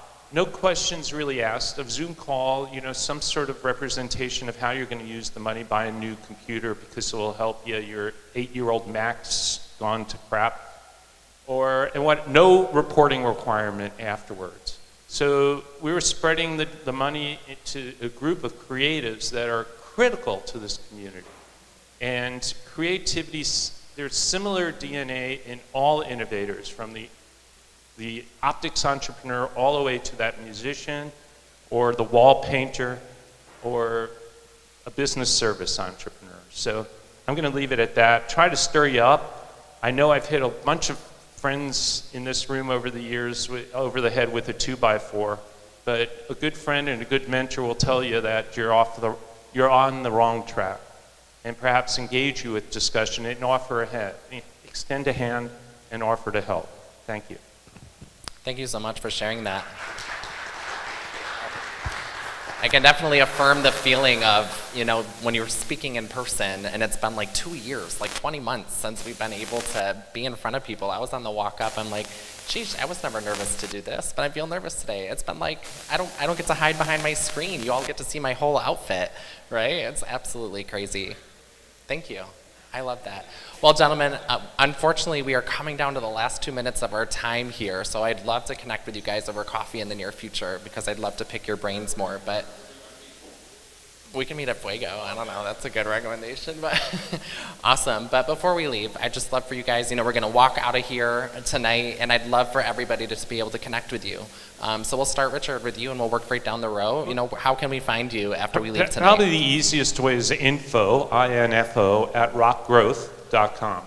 I get all the emails, and I'm pretty good at responding. Awesome. Quick, before I give my info, shout out to Scott Fitzgerald, Rockvox. Great behind the scenes. He did a lot of work with my podcast and a lot of my production work. And I did a comedy show a few weeks ago, and he did that as well. So if you need any production work, video, audio, podcast, whatever it is, please think of my friend Scott. And to reach me, very simple. David@davidmamano.com. The challenge is spelling Mamano, but it's pretty easy. So davidmamano.com. And best way to reach me, I'm here right now, so come say hi. But if you want to do it digitally or after the fact, our webpage for Startup Grind is startupgrind.com/Rochester. There's a page for which you want. I try to post whatever resources or contacts relevant at the time on that page too. So tell me what you guys are looking for, and I'll update it if you have anything to share. But again, startupgrind.com/Rochester, and my email and contact information is on that page. And I'll use this as a moment to promote one more thing too. The Flower City Union, they are raising on WeFunder, so one of the other things I've done to try to bring another resource to Rochester is to become a venture partner for WeFunder. That's the crowd equity funding platform that they're using to raise money. So everyone, pull your phone out, go to that site, buy a share of the company for $100, $150. But if you have questions on raising yourself on there, again, I'm a local resource you could talk to. We can even get you a discount on the platform from a fee if you want to go through that.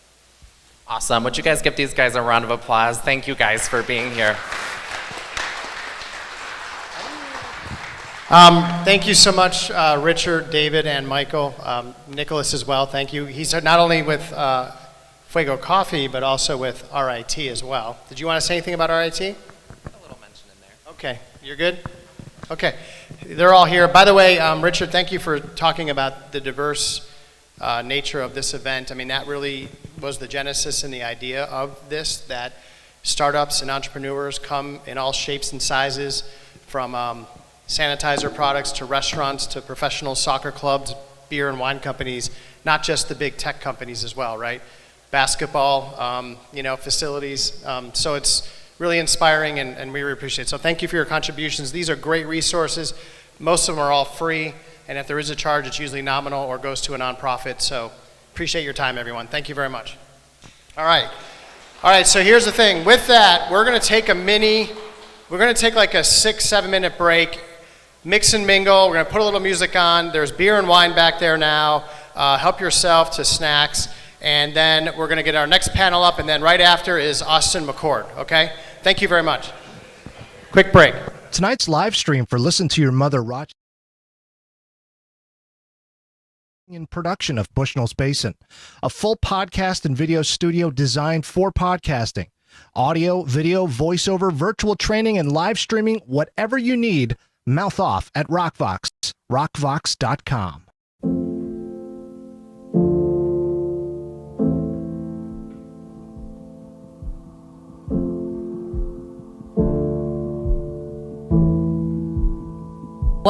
What was that like for you to be with your daughter and have your grandchild born?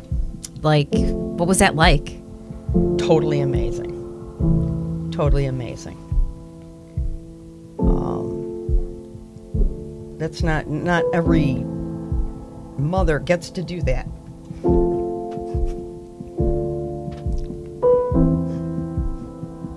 Well, what it meant to you, it meant to me. Because it was, having you there for at least one was amazing. Amazing that you were able to be there. Yeah. And then to see his silver hair. Wow. Oh, yeah. Unbelievable silver hair on a baby. Born on Father's Day. But to see that silver hair, it was like, oh my God, he's special. And he is special. Yeah. But that was awesome. Firstborn grandchild, too. Yeah. Totally.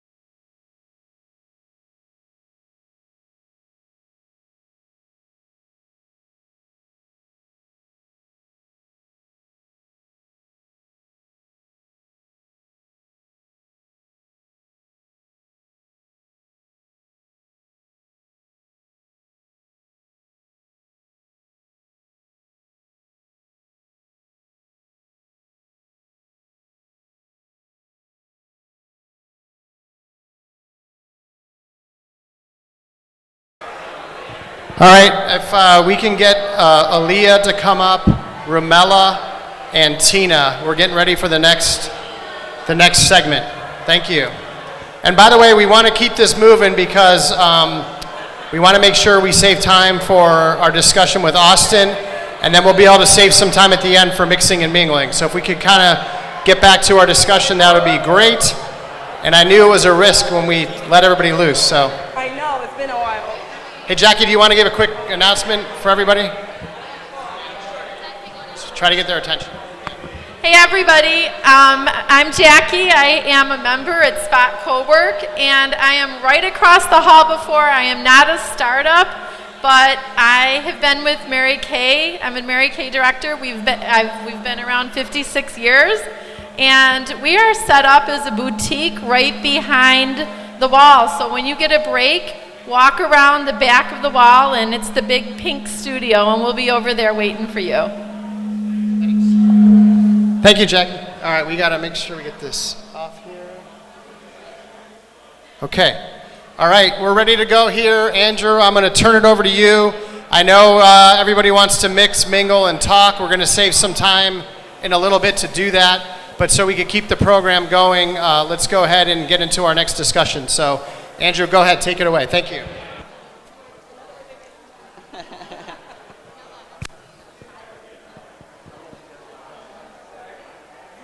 All right, welcome back, everybody. We're going to get started. Welcome back. Please take your seats. We will have time for continued discussion later. I know that there's a lot of great discussions going on, a lot of great connections to be made. I promise this panel will wow you, and not because of me, but because of these fine ladies up here. Lots to teach you, and not a lot of time. Right there with Ramella. We're not doing that again. All right, as everyone's taking their seats, I know that many of you were pitching and talking about your businesses. I think just as a way to get started, could you give us each kind of your elevator pitch? Tell us what it is that you do and how it impacts the community.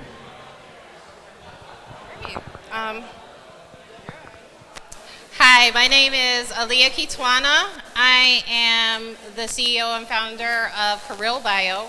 We are launching a software platform that helps Black and Latinx people find their strengths and superpowers, align those skills with career paths, and connect them to middle skill jobs.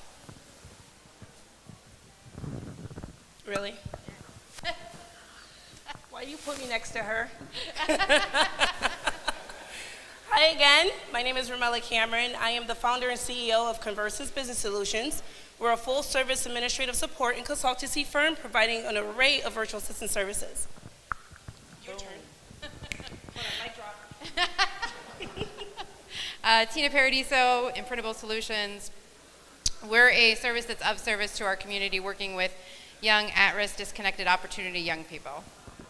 Thank you, ladies. So, for those that don't know me, my name's Andrew Brady. I run a leadership development company called the Accelerate Team, but also know many of you through an organization in town called Conscious Capitalism. And I believe that's why I was asked to help moderate this panel, because it's all about how we can create mutually beneficial relationships with our community and with the companies that we're a part of. So Conscious Capitalism is based on a more purpose-driven way of doing business, as well as focusing on how do we balance the needs of all stakeholders, whether that's the companies, the communities that they're a part of, in addition to the employees, even the environment for those companies that have an impact on the environment. So one of the things that I'm curious about from each one of you, you all have purpose-driven, conscious capitalism types of businesses. I'd be curious if that kind of community impact was something that you were interested in from the start, or if it's something that evolved over time as your business grew. For this business in particular, it was from the start. So I recognize I was teaching at MCC in March of 2020 when everything shifted online, and many of my students were what we called essential workers back then. And for the most part, they were scared. They kept having to go out day in and day out to be janitors and cashiers and just do what they needed to do to pay the bills.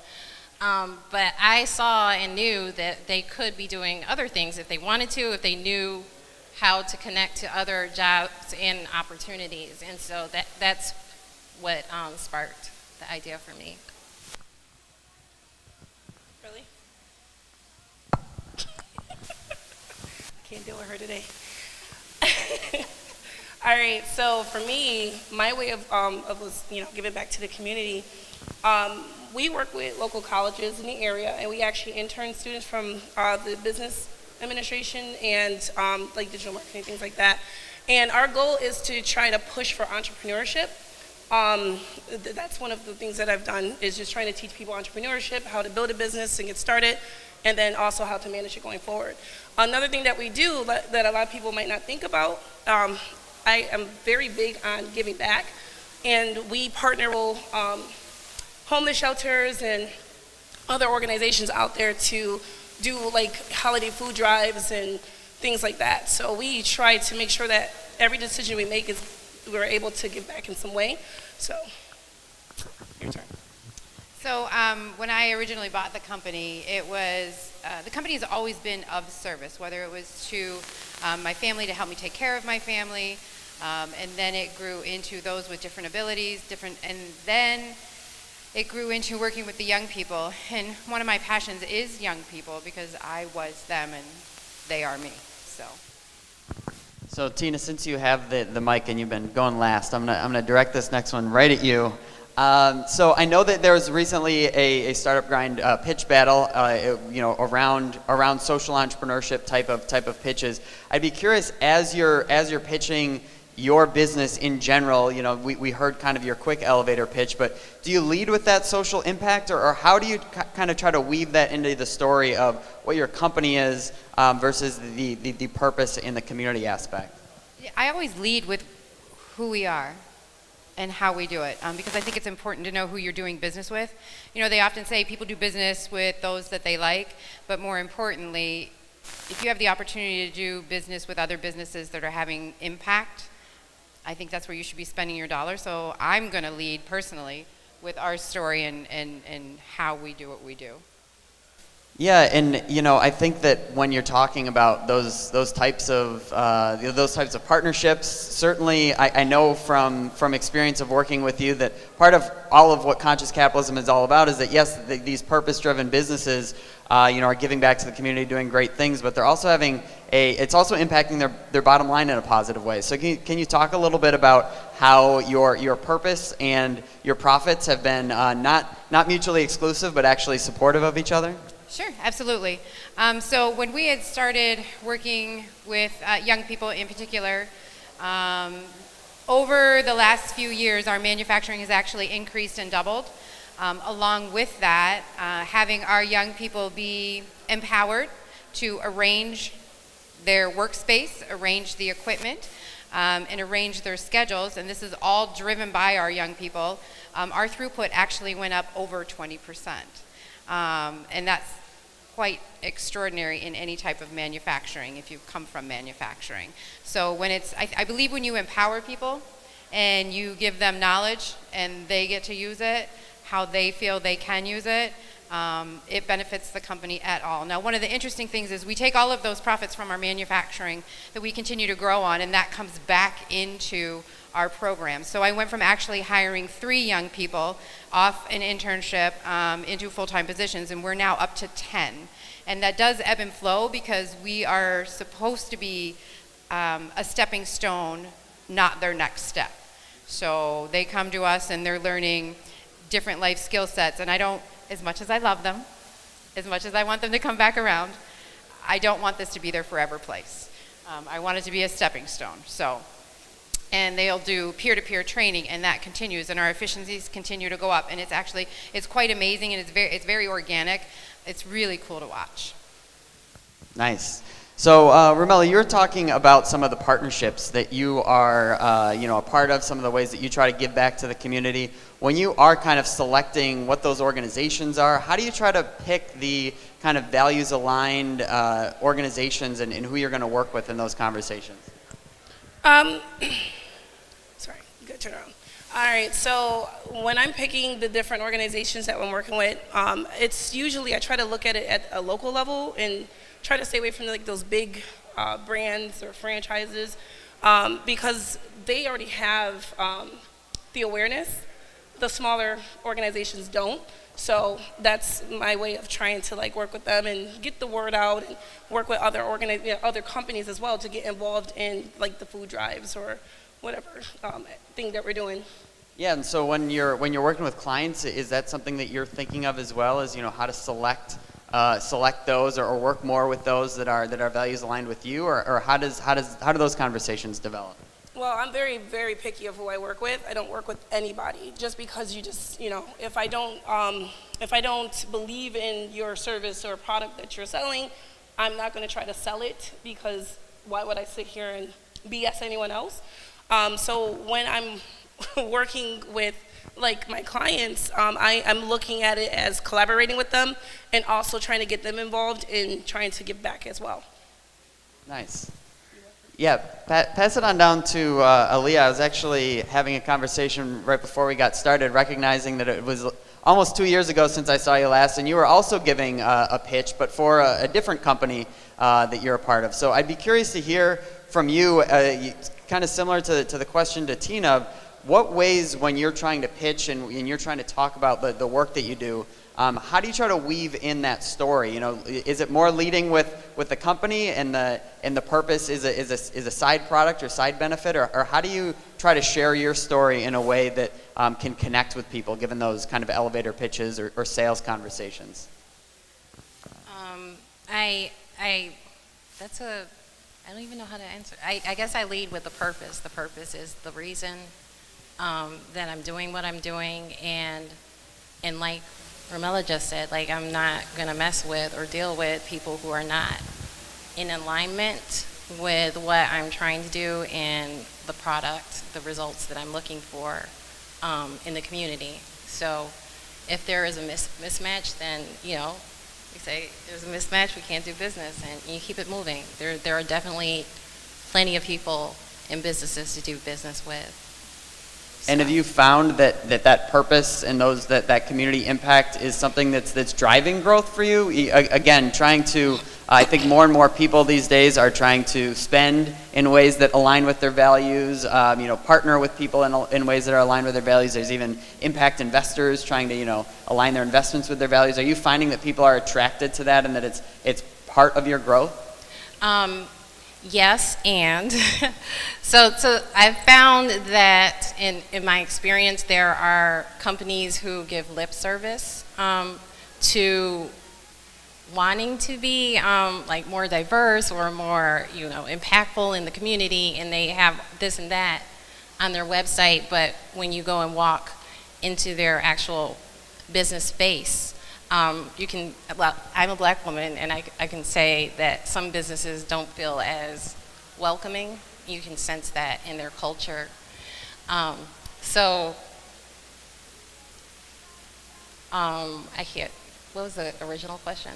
Just how is having that purpose, is that helping to drive your growth? Are you finding people attracted to that message and working with you because of your purpose and your community impact? Yes, so I'm attracting the people who I want to work with, basically.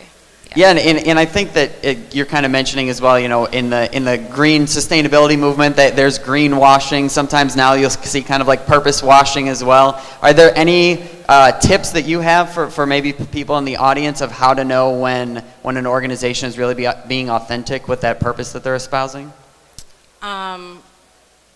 You want to talk to the employees. Like, you can definitely hit up Glassdoor. There are honest reviews on Glassdoor.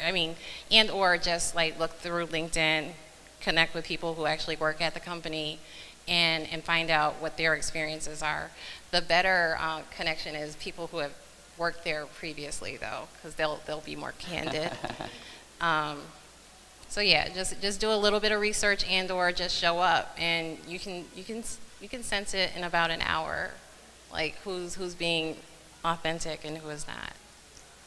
Tina, Ramella, do either of you have any advice on trying to find those authentically purpose-driven companies when you're partnering?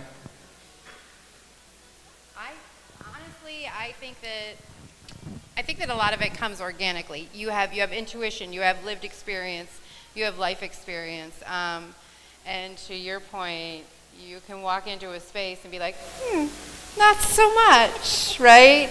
I had somebody from the chamber come in and do a tour, and his question was, he's like, okay, you do all of these things. He literally went and opened the cupboards in my kitchen to make sure that there was food, because I said I was putting food there. Was there food there? He literally went into, we have a full bathroom, to make sure that those things were there. He wanted to make sure that I was doing what it is I say I'm doing, period. And I think you can, through intuition, life experiences, and education, understand whether it's lip service or whether it's authentic. And I can agree, she actually does stock her kitchen because I've been there a few times and ate. So I'm a firm believer, and Tina was mentioning earlier how her profits and her companies has grown since adopting more of a purpose-driven approach.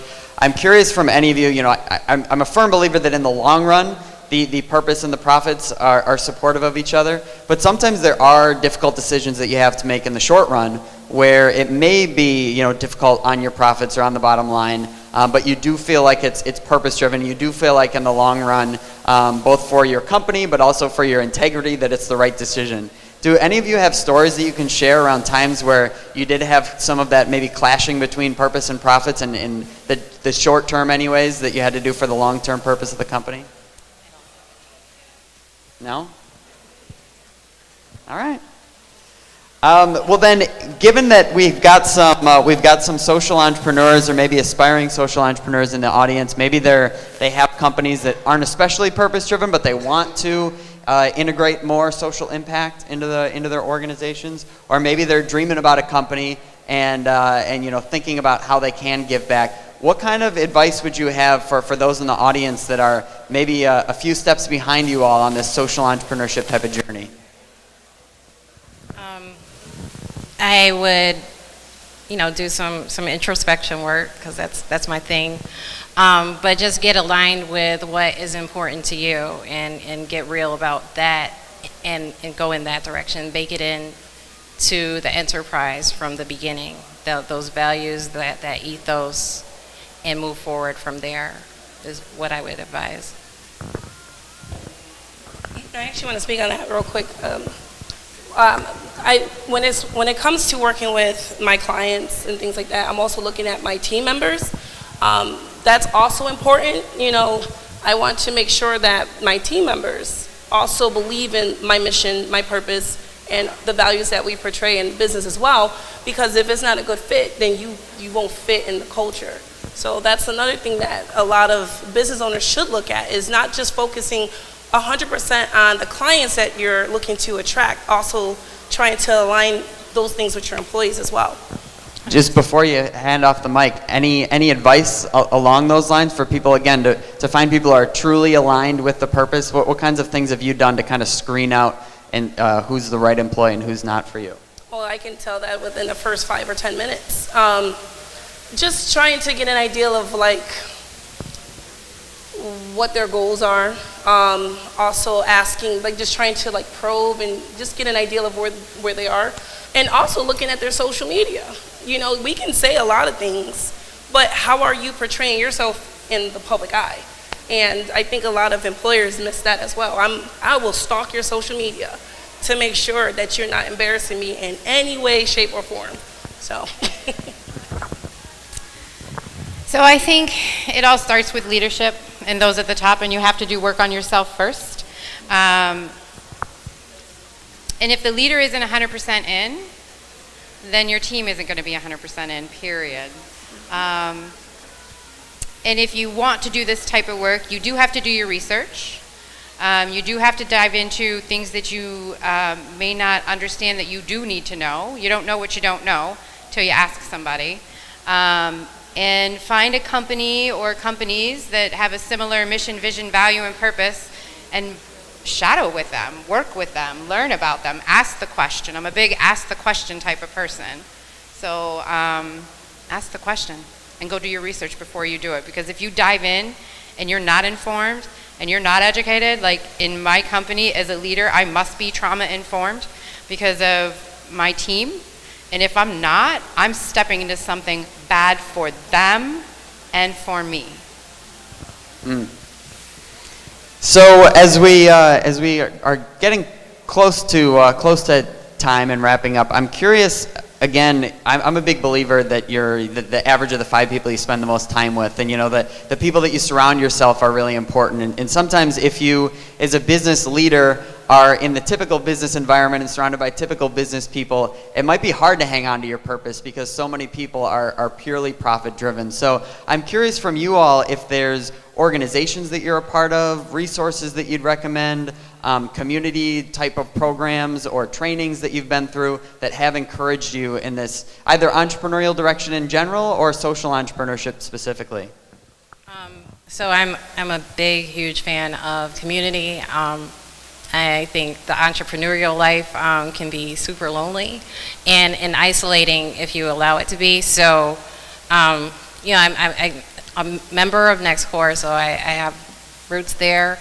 Online, there are masterminds that I'm a part of, so we should all be millionaires. They're purpose-driven and for making money as well.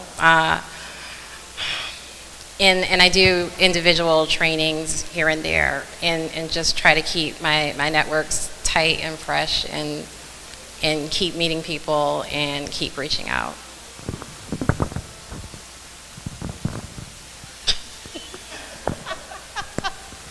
Take the floor. Oh, thank you, Ramella. To your point, I think being an entrepreneur, we can feel like we are on an island, and sometimes we are. Professional organizations, this is going to sound really bad. I immerse myself in the community versus joining a professional organization. I have huge trust issues. And I would rather immerse myself in the community and surround myself with the organizations and the people and our neighborhood and those sorts of things. So that's what tends to uplift me. That's where ideas come from because everything that we do within our company is not led by the leader, it's driven by the team. I try to engage in the different like webinars. A lot of events has been taking place has been online. So I've done a few webinars with RBJ. One thing as an entrepreneur, I would say, I am a part of TAB. It's called the Alternative Board. It's pretty much a makeup of maybe, I think, anywhere from 6 to 10 different business owners from all levels, making anywhere from 100K and up, like crazy. And we're at a round table and we're able to share the challenges that we're facing as an entrepreneur and business owner, and then literally strategically discussing what our next steps should be to try to overcome those challenges. So for me, I try to get into smaller groups like that to help me out, because as an entrepreneur, it is definitely lonely. You have no one else to go to. I mean, it's you at the top. So trying to connect with other like-minded individuals to help me through problems that maybe they've already gone through. Just try to stay connected, especially in this age where everyone's distancing themselves from everyone. All right, so final question for you. In addition to kind of telling people where they can find out more about you, I would love to hear from each one of you what you're dreaming about. Like 5-10 years down the road, what does your organization look like? How has it grown, but also how has the purpose and the community impact grown? And potentially, what kind of help could you use in getting there that maybe somebody in the audience might be able to reach out to you for? Yeah, some great questions. Well, it's funny because I believe in manifestation, manifesting your life. For me, I see Conversance in the next 10, 15, 20 years being the top virtual assistant firm in the world. And, our focus is working with entrepreneurs and startup companies and businesses are looking to grow, expand, and elevate. I see us doing that, and also having satellite offices around the country, and having a team of maybe 10 to 500 individuals, just saying. Oh, and for help, I don't know. I really don't know what that would be. But any advice is welcome. Well, how about a pitch? What kinds of clients are you looking for? That maybe somebody in the audience or somebody that's that. a great question too. So the clients that we're looking, I am too much. I can hear. I love you too. So the type of clients that I'm looking to work with right now, I do work with startups, but it seems like they don't necessarily have the funding to get started, so I usually try to refer them to the free services that's out there. But the clients that I'm looking for is at a point where they're making 100K or more a year. They have no more than 10 employees, and they're just at the point where they're feeling either stagnant, they're stuck, or just overwhelmed. Or you can be a business owner that you know you need an administrative assistant or someone help you, and you don't have the money to pay their salary. We offer those services at a fraction of a cost, and we're very flexible. So. All right. So if that's you or somebody you know where to come contact Ramella after the panel. Here's the logo. I got that look. So in the next 3 to 5 years, what I would like to do is replicate and duplicate what we have nationally. One of the things that has become heightened for us is the need to have young people relocated if they're in imminent mortal danger. We've seen it now in our city more than ever. I actually started a nonprofit which does literally rapid relocation. The original idea was to have shops throughout the United States that were my shop, my people, my young, when I say they're my kids, I don't care what anybody, they're my kids. But they've expressed interest in moving to other cities and taking on young people like themselves to teach them and show them and keep them connected to services and keep them moving on to their next steps. So my goal before COVID was to have 3 more shops in the United States, East Coast, Mid, and West Coast. So I already have the sites picked out. Just saying. But we need to get there. So that's a big goal of mine. In 10 years, I have 2 young people that have stepped up and said, geez, Tina, we would like to be your legacy. And I am more than happy to help put them in that legacy. And anything that the audience people might do to help, connections they could help make, or? I'm a big believer in earning what it is that we have. So if you have connections to large organizations that do printing, have a lot of employees, like to have t-shirts, sell their swag, have a retail outlet that they'd like to put online or have online, we would love to produce their products for them. Great.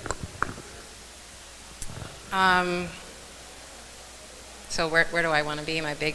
Where do you want to be, and how can we help you get there? I would love for my company to be valued at 10 million in a year. What I am looking for right now, I would love to be connected with some green tech firms where I can place the young people who are looking for jobs in the next couple of months. So the more green tech firms that are within the city that they can access would be ideal. So that's the connection I need. In any ways that you see possibly your purpose growing or evolving along with the growth of your business? So like the big vision and impact that I want to make. So I want to put these Black and Latinx people who are not going after 4-year degrees into high value jobs. And in doing that, the impact will propagate, right? So it'll lift up the household medium income and propagate out throughout the community. So my hope, no, not hope, the intention is to uplift the entire community. So not just placing one person in a job, but also uplifting their household and have that propagate outwards. Well, can we get a round of applause for these 3 ladies? Thank you all so much for your time, for sharing your insights, hopefully inspiring some future social entrepreneurs in the audience, but more importantly, for all the work that each of you are doing each and every day in our community. It's really purpose-driven work. It's really having an impact. It really matters, and we're really lucky to have you. One more thing. So talking about manifestation, every January we host a vision board party. And that will be a great opportunity for you to manifest your upcoming year, figure out what your goals are, and actually create an action plan to get you there. So I just wanted to share. Thank you. Cool. Conversance.biz.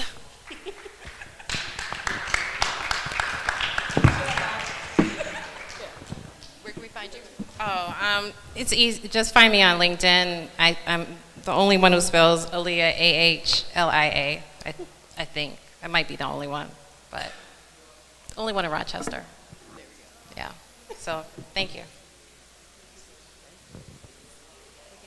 We can get up. Okay, thanks everyone. Thank you so much, Anna. That was really great. Good moderating. Thank you very much. I'm inspired by every single one of these ladies right here, so thank you so much for letting your time and talent for us.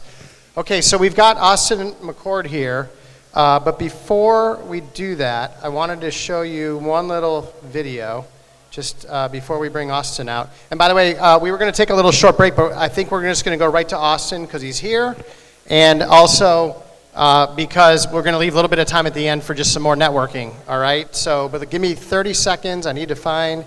I thought it was on our website, but it's not. Here we go. 1 second. We just wanted to show you this quick little video about the Flower City Union and the crowdfunding opportunity with it, okay? And then we'll bring Austin up. So we're going to skip the ads. Here we go. It'll be short and sweet. Hopefully the audio works. But it's never the same. I guess I kinda Give me 1 second. It's hard to do both. Sorry. Why is it still going?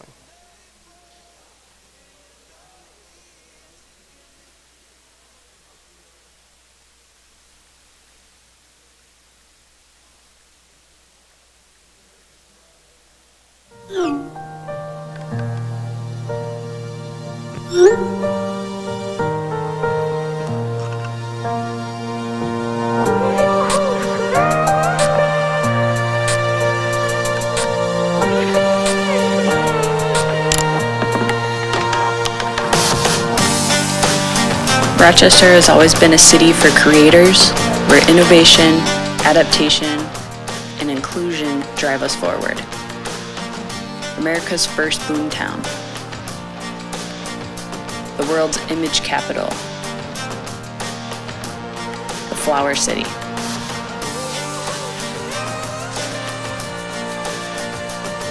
No sport connects people more than soccer. It's the world's game because it's an open game. Open to all colors, all locations, all backgrounds, all languages, and all genders.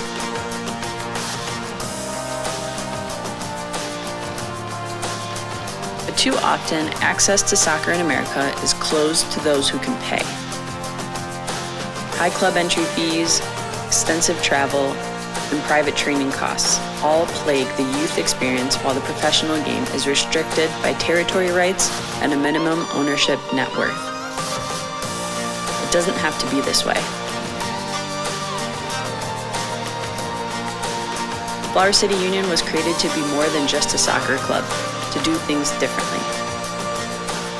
Our focus is working with the local soccer community to expand access, to elevate the athletes, coaches, and supporters, businesses, and people of our great city. Our intention is to support and give back to the Rochester community and share a platform of local small businesses and organizations who are the heartbeat of this city.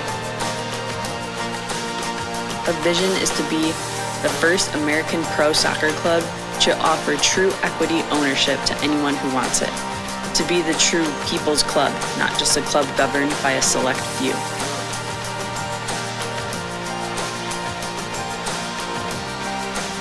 Flower City Union believes that a city rooted in aspiration and new ideas deserves a club rooted in these same values. We are announcing that true ownership of Flower City Union is now open for anyone who wants to be an owner of a professional soccer club.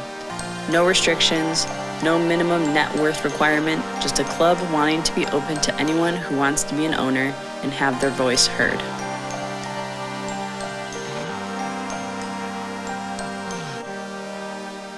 Hi, my name is Ramon Arcanzoni and I'm co-owner of Palermo's Market. We're a family-owned and operated restaurant located in downtown Rochester, New York. My name is Richard Colon. I'm a local educator, also a Rochester street photographer. I'm Heather, and I'm the CEO at NAMI Rochester, and we are leading the mental health revolution. My name is Kwajay. I'm a photographer and writer. And.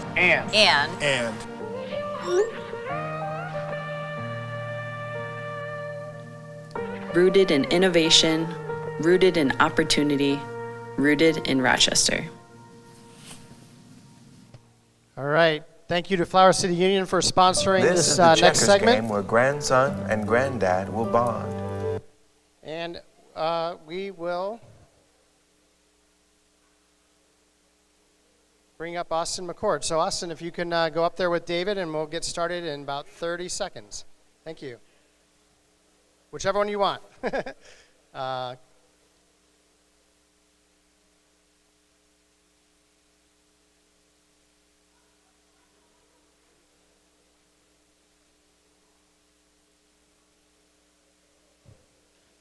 Okay. Thanks, everyone. And we promise we'll leave some time at the end for networking. So do you have the other mic? Can you grab that one, David, right there? Thanks. All right. Okay, so we are really, really excited. And I will share with you, it's taken me about 3 years to have Austin come here and speak to this summit. He was supposed to come in 2019, and we had a scheduling challenge. Then we were supposed to do this in 2020, and of course, we had the pandemic. So finally, we're here. So 3 years in the makings, and Austin McCord's here. Thank you for coming. We really appreciate it. He's the CEO of Casana. So my first question for Austin is, we're all entrepreneurs or startup, people involved with startups. Mark. Yep. Can everybody hear? Can I put you on hold for a sec? Everybody, this guy he traveled all the way from New England to be here with us. So come on, sit down. Yeah, come on, move. Yeah. Look at this front row is completely open. Let's get the good students up front. No more talking, otherwise we're going to have you go stand in the corner, especially you. I know. So come on in. This is going to be a good conversation. This guy's done some great things for Rochester. Yeah. Thanks, David, for that, right. Because we're gonna save some time at the end for networking. Promise. David, thanks for grabbing the room. All right. So the question for you is, I know you mentioned you were like an inventor when you were young, but like, there's no career path for inventor, and there's no like job you can apply for. So you kind of had that when you were young, and then all of a sudden you had this great idea for Datto. But a lot of entrepreneurs don't move those great ideas into action. So what prompted you to take that step, take the action, and then ultimately launch Datto? Yeah, I don't. So first off, like, you way overstated that the original idea for Datto was a great idea. And like, you don't need a great idea to start a big business or any business. You actually just need an idea. And by no means is Datto a great idea. And even now, like, it's not some incredible, amazing idea. It's just something that's a little bit better that's operating at scale. And the answer with all that stuff is you just have to start doing it. Like, you have to get out of whatever you're doing now and be like, I am going to go do this. And so why did I start Datto? And the answer is because I sucked at school. Like, I had a 2.1 GPA, and I thought no one was going to hire me, so I will start a company, and then my next job, after I screwed up my company, I won't have to tell them my GPA. That was like the grand business plan for Datto. Like, the maximum upside idea when I started Datto was that I might sell this business for $250,000 and I would buy Iron Man's car. I would get an R8, which, like, that's below Lambo level. So it's not, it doesn't take like a huge dream to build something super impactful. It takes like taking that first step and then each progressive step after that. Great, thank you. David. Yeah, we'll just play musical microphones here. So when you started Datto as a startup, when did you like start to know like, wow, this is going to succeed? What types of things were happening in the business when you're like, I think we're going to make it? Well, I don't think I ever had the feeling we're going to make it. Like, you're just always afraid. Like, the number one risk at Datto up until like the day that I left Datto was that Datto would blow up. Like, it would just implode on itself. And so there were points where it's like there's scale, and there were points as I raised money, I was able to take money off the table. So it was like, okay, I won't be homeless, right? Or like I will be able to live a good life even if Datto explodes. But yeah, like each successive day, like you look at it and you see things that are working. But for the first 6 years, we never had more than 3 months worth of cash in the bank until we raised money. And so at that point, we were a company that was doing $25 million a year and had like 800 grand in a bank account. Like if for some reason our credit cards stopped getting run, like everyone would be unemployed in like 4 weeks. You know, it's just like surreal how that can be. And when I started the company, I had hair. So like you make trade-offs, but you just have to run for it is sort of the answer. And it takes crazy, and like the people that end up with these really outsized outcomes are the people that they just keep rebetting it. And like it's not exactly advice that I would give to other people of like, oh, go bet your whole net worth 9 times over. Like that's stupid. But if you do it, they'll talk about the people who it worked out for and forget the other 10,000 that just now had to start all over. So it's a very like lopsided thing of like history is written by the victor, and like I did crazy stuff to get there. On the like, when do I know that it was sort of working? And it's just as you hire these people and like more and more of the business takes care of itself. And so when you get started, like the company, nothing works right. Nothing works. You're the one taking the garbage out at the end of the day. You're the one that's got to do all this stuff. And all of a sudden you're like walking around the office and you're like, wow, like these deals are happening and I didn't even know about them. And like these problems are getting solved and I wasn't even involved. And so like that's kind of the part of like, wow, this is working. But at that point, when those low-level things are working, you've got some other fire that you're like, oh my God, I'm going to die tomorrow. And it was like, you know, sometimes you drive home from work and you're listening to music and you're like, I'm the king of the world. And sometimes you drive home from work and you're like, I'm horrified that I have to go back to this shit show tomorrow. So it really does run that gamut. Yeah, you can definitely have them in the same day. And the idea that if you grow a really big business, they go away is total bullshit. They're worse. Like now they just, instead of affecting 8 people, they affect 800. And so, yeah, you just kind of have to learn to live with it. Next question is about raising money. So I guess the first question is, when you started Datto, did you know that you were going to raise money? And if so, how did you go about it when you started raising money? Did you know anything about it, or what were some of the first steps in learning about it and then doing it? And there probably wasn't WeFunder and Kickstarter back then, or maybe there was. I mean, I don't think so. So when I started the company, I wanted to raise money, and I went out and tried to raise money, and people were like, no. They're like, this is a bad idea. They're also like, you cannot build a hardware product in your basement. Like that is not a scalable solution. You don't have any experience or knowledge or like reason why we should back you. You do not have a team. Your deck sucks. Like every part of the things, they were just like, no. And so my mechanism is I just ran up $80,000 in credit card debt, which again, do not recommend, not an answer. But like that was what I did. It's crazy. And so then I did eventually raise money, but it was 6 years in. And the point when I raised money is what happened is a big strategic came along, and they were like, Austin, you know, we like your business, we want to buy it. And they offered me $100 million to buy the company. And I owned all the shares because I didn't even know how to give anybody stock options, so they didn't get them. Like, we just did bonuses. Like, when we had a good year, I just told the senior team, I was like, just go to the car dealership and get your favorite car. I'll pay for it. Like, all sorts of weird stuff. But, yeah, so this company wanted to buy us, and they were going to lay off, like, a lot of the staff, and, like, the direction they wanted to go I didn't agree with, so I told them no. But at that point, I knew I had a company that was worth $100 million.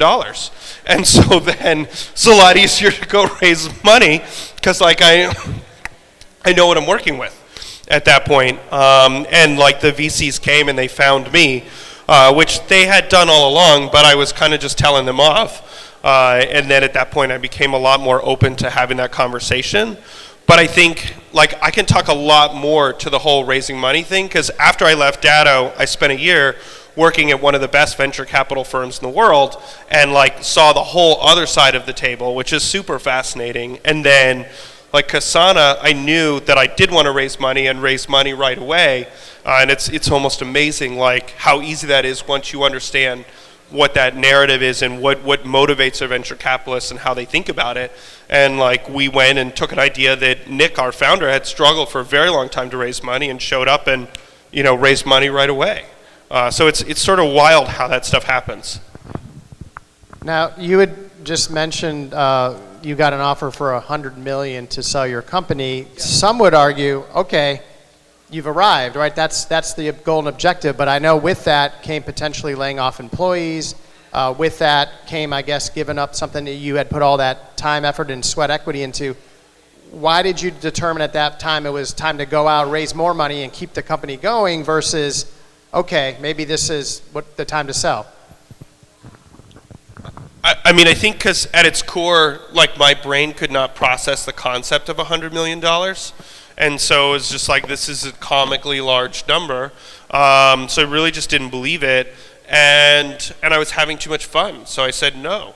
And like at the time, I loved what I was doing. So all of those things were reasons for saying no.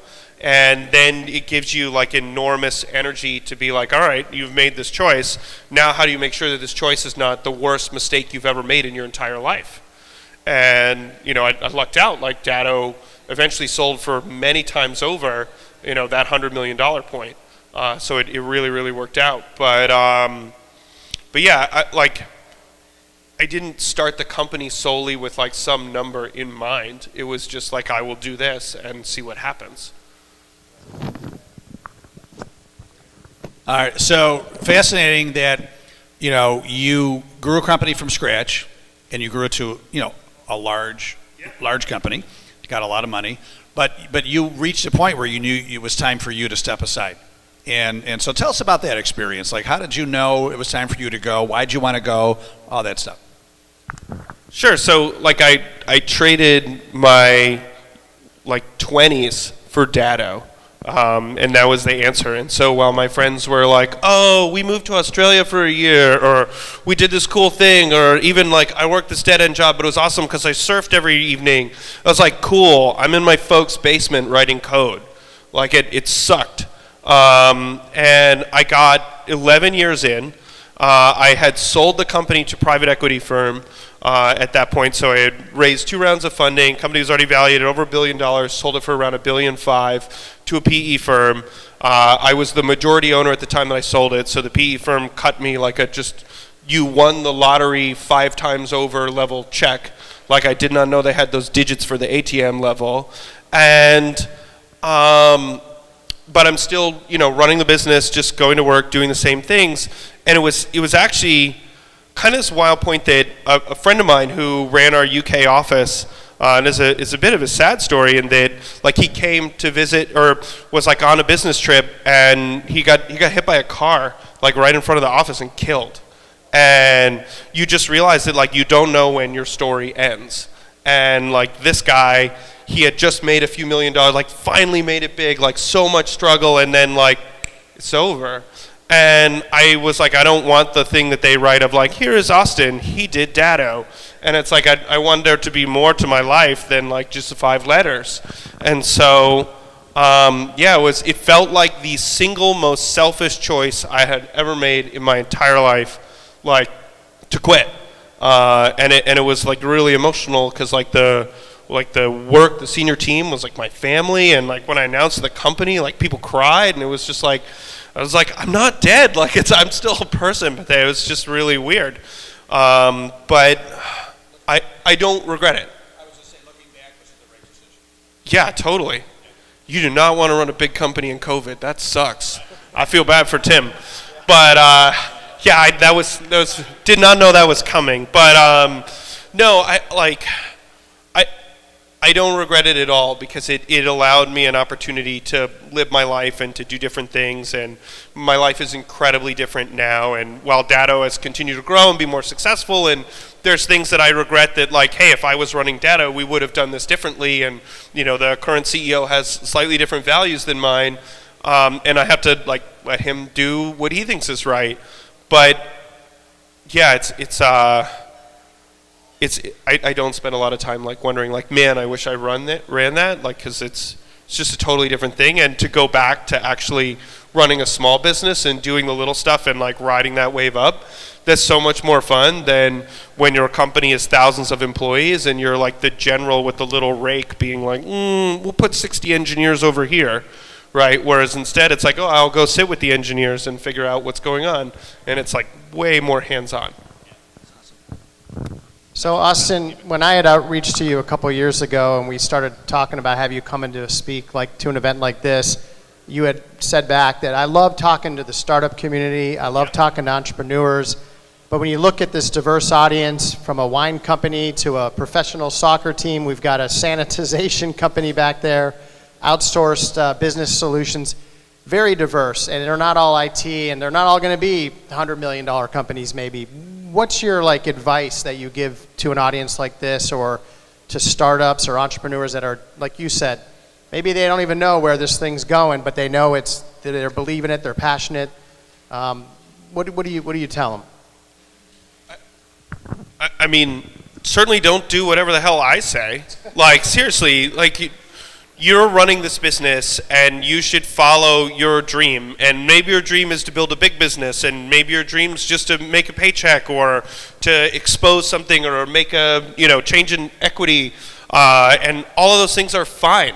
And don't worry about what some goofy entrepreneur thinks, but instead chart your own course. And all along the way, when I was building my business, they were like, oh, are you going to be the next Mark Zuckerberg? And it's like, no, I don't care what Mark Zuckerberg's doing. I'm going to do what I want to do.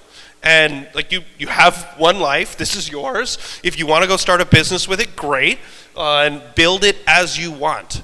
And don't let a whole bunch of other people go in and change it and turn it into this thing that it's no fun, that you're not enjoying it, or you're doing somebody else's vision, or you've contorted it into some unnatural thing because you read some book and it was like, this is how to do a business. The answer is there is no right way. People have built huge, incredibly successful companies that treat their employees like shit. People have built huge, incredibly successful companies that treat their employees like gold. Like, each one of those, there's always an opposite to every answer. And like, you don't have to raise a ton of money, and you can look at like the Spanx lady, she took no outside investment, built a huge business. And then there's like Uber that's like built out of venture capital and was a huge business. And so it doesn't matter. There's a zillion different roads, and the key single most important thing is that you find what you're doing is actually fulfilling and you're enjoying it. And if you're not, then stop running a goddamn business and go get a different job. But like this idea that there's like one single path or single set of advice, I just think is not the right way to think about it. And like, if you have a specific question and you're like, how do I go raise money from this type of person? And it's like, here's some experience I have and I can tell you that. But like at a full macro level, like I don't know the first thing about how to run a great wine business. And so I would certainly not like give advice there. Or the same thing with a soccer league, like, oh man, that sounds really hard. I have no idea. So I want to ask the audience here. This company now is Kasana. Does anybody know what they do by chance? Well, I know you know. Anybody else?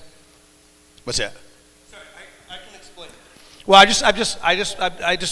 think it's fascinating. You go from this. I'll take them on the journey. I think it's fascinating that I don't know if anybody would ever guess it. You go from this incredible technology company to toilet seats. Yeah, well, you're like, leave it at that. Comedian, and you're like, hi, I'm going to drop the punchline and not let you tell the story. But yeah, it's like, what could possibly be more boring than data backup? And it's like toilet seats. But that is like, if there was a dream, right? My macro dream is to be the Elon Musk of the most boring businesses on earth. But no, the toilet seat thing is amazing. And so, first off, like, yes, it's an effing toilet seat. Second, its magic trick is that it can get your blood pressure and get a whole bunch of other vitals. So it can get your SpO2 and like how much water retention, and do ECG. It's all the stuff that a fancy Apple Watch and a trip to the doctor's office can do. But the thing that gets me excited is actually the same thing that gets me excited about backup. When it works really, really well, you forget you own it. You do not have to interact with it. You do not have to think about it. It just does what it is supposed to do in the background. And those kind of businesses, to me, get me super excited. Like, Facebook sucks in that in order for them to be successful, they must consume every minute of your day. And, like, they compete against the time you spend sleeping, the time you spend doing everything else. Whereas my product takes 0 minutes from your day. It is not involved in consuming your time at all. And it just is in the background. You are there. You did not come there because you wanted to check your blood pressure. Your body had given you other reasons why you needed to go to the bathroom. But yeah, so like that stuff is what gets me really excited. And this, you know, it's a circuitous route to how I got here, but it's a really exciting chance for me too, in that this product has an incredible founder. I'm not the guy. I'm actually not smart enough to figure out how to build a toilet seat that can feel the motion of your heart. Like, that's insane. Like, the sensor technology and deep math behind that is way beyond me. And instead, it's this really cool guy, Nick, and he's, you know, lives in Rochester and had this idea at RIT, and now I get to, like, take Nick on this journey, and it's like, Nick, together, we're going to build this into a huge business. And, like, we can make a whole bunch of money, causing people to live longer, saving lives. Like, what could be more fun than that? And we go to work every day in an office where all we do is tell toilet jokes. Is there any left? I mean, I've heard them all. But like, it is everything that you could imagine and more, and just the questions that we have been asked and thought, and the terminology that has come up. Like, and just, yeah, this is a workplace and somebody brought up anal folds and didn't have to go to HR. So like, yeah, it's wild. Well, you're looking for some more content for one of your comedy shows, so I think you can. I think we're going to do a little partnership there, right? Yeah. Now, sadly for me, I might actually be a client of yours because I suffered a heart attack a couple months ago, and knowing I got to keep wrapping that stupid blood pressure thing on is a total pain. So if I can just do my thing, get my blood pressure, and have my doctor check it out, that's pretty interesting to me. Very. Oh, well, I didn't. You didn't. Okay. Well. I'll talk to my wife in the back about that. No, thank you. That's really cool. And that's not what I said that. I just thought that's super cool because I have to do the stupid band now, and it's like really annoying. If you are in the Rochester area, we will pay you $30 to come use the bathroom in our office. You can go to kasanacare.com. You can sign up, schedule an appointment to spend time by yourself in a bathroom, and we'll pay you to do it. That's true. We are actively seeking volunteers. Do you serve a garbage plate beforehand? You can eat whatever you want. That is fine. We'll actually pay you more if you come back. Like, yeah, we actively are seeking people who want a smart toilet seat in their home or would like to come use one in Rochester. I'm seeing the ad now. Get paid to poop. Yeah. Right? Yeah. If I get one, you can't make fun of me, though. Dollars for dumps, right here. See, this is what I mean. You've heard it all.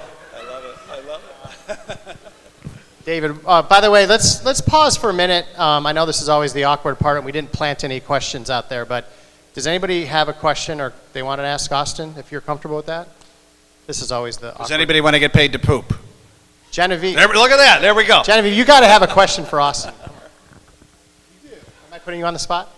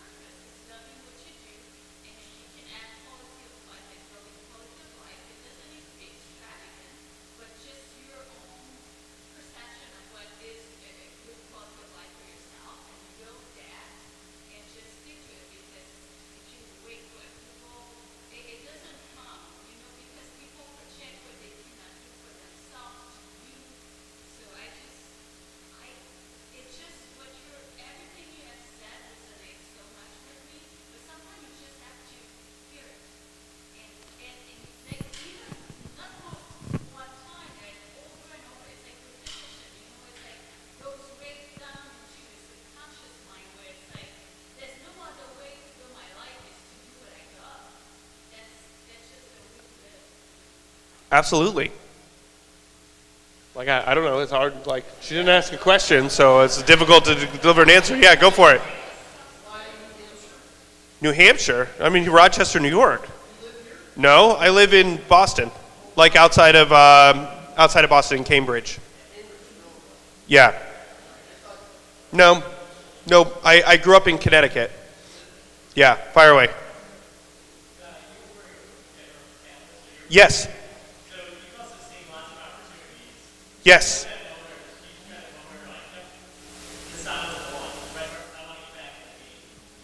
I mean, I think it was more, I believed in Nick's idea, but it was very clear Nick wasn't going to win on his own. And it was like, I can do this.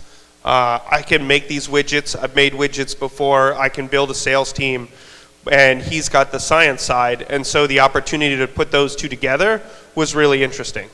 But like working at General Catalyst, like I probably saw like several thousand business ideas come across my desk. And like Nick's was one of the more fascinating and unique ones. And the reason why it stood out is that it's quirky, and like a lot of people don't get excited about that stuff because it's not sexy. And like that caused it to be overlooked by a lot of people, and sometimes like great ideas get overlooked because they're not super sexy. Yeah, fire away.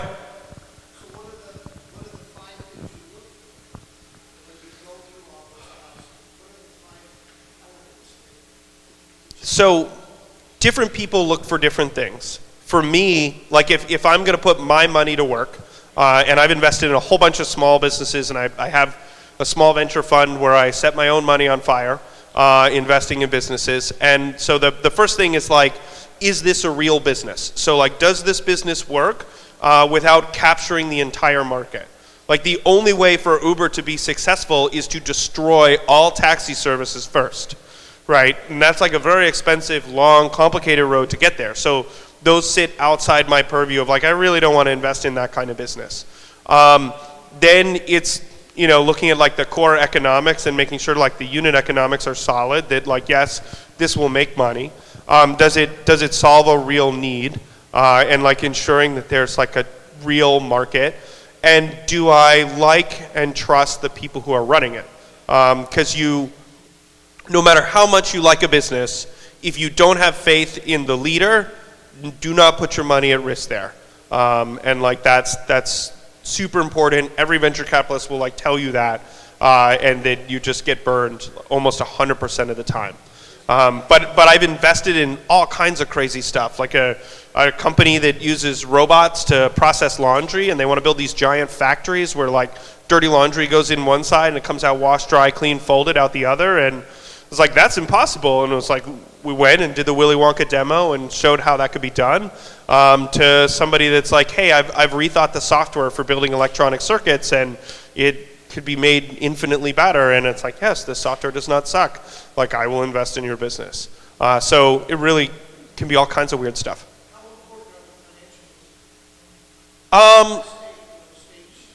Not that important. I mean, the area, like, at least for me, is like looking for those people that are just starting to get sales, and how do you tune that? But I think it's more just the core. Is there demand? Is there market? Like, are there people who would want this? Because the sales stuff takes a little while to figure out, and like I'm willing to take my time with that. Yeah. Yeah. Oh, or you had a question. Somebody behind you. Yep.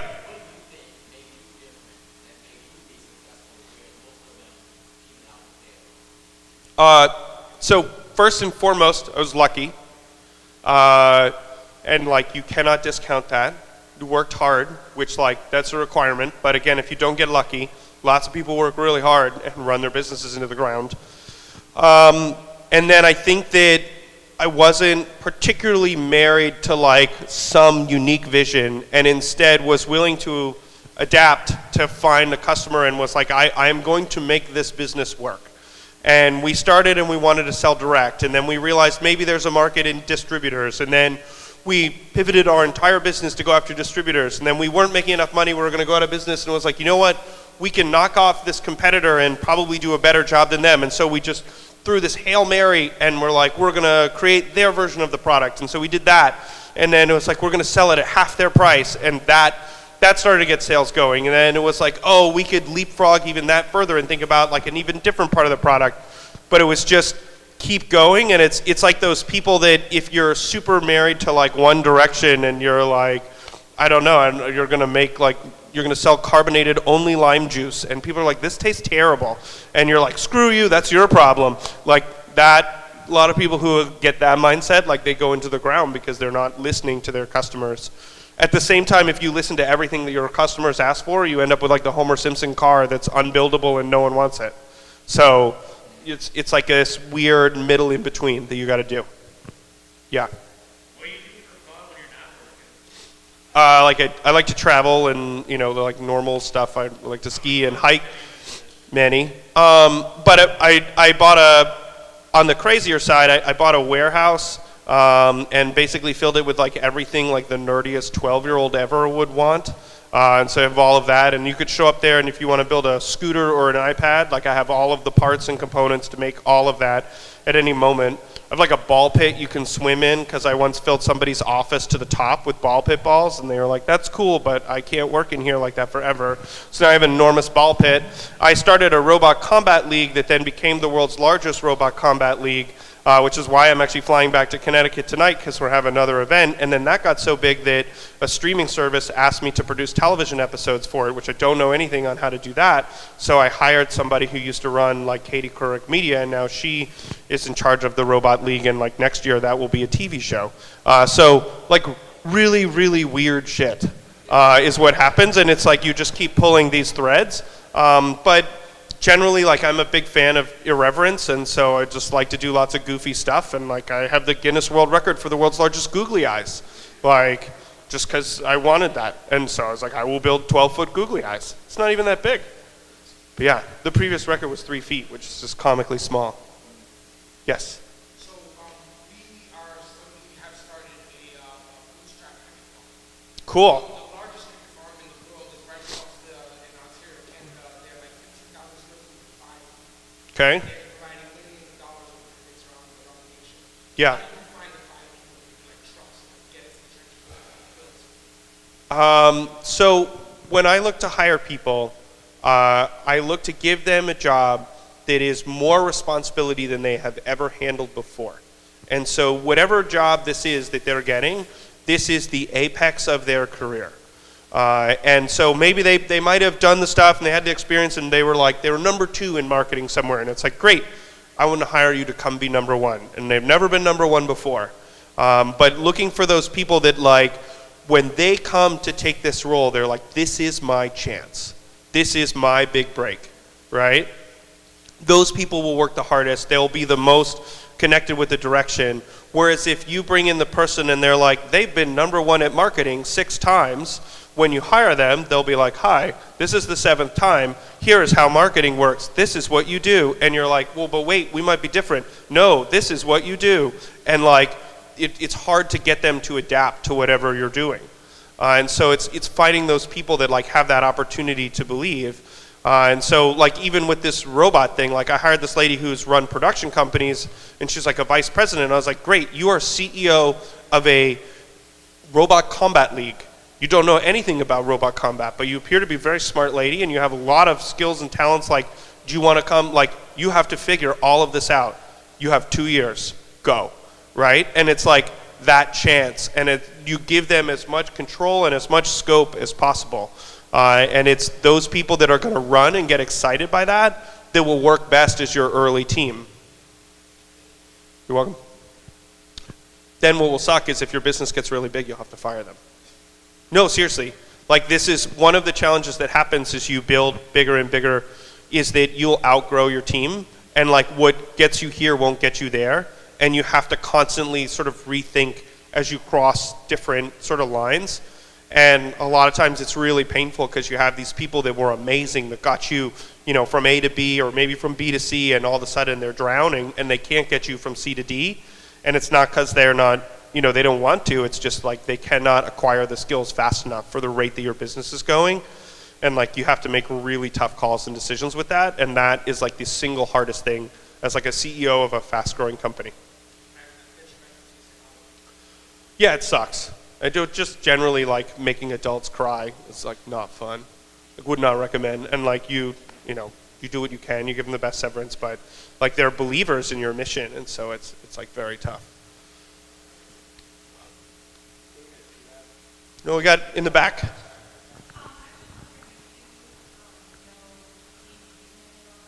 I met him. Yeah, he's quirky.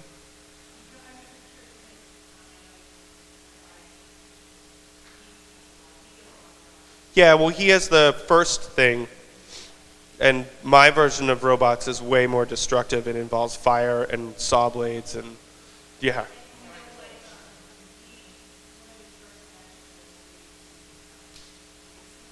Yeah. You know what's super fascinating? They use those same pumps in Coke Freestyle machines. So like the same sugar that gives you diabetes will then be used also to like keep you alive. But if you ever pop open the Freestyle machines, it's full of Deca pumps. Sorry, just a really weird fun fact. Anyways.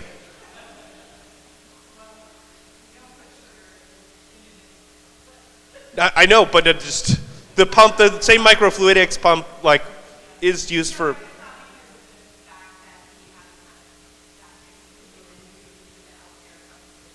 Yeah. Yeah, believe it or not, in the fancy pants world of people, the person most obsessed with toilets is Bill Gates. Oh yeah. Yeah, but he's like a quarter canceled right now. So. Yeah, I know, right?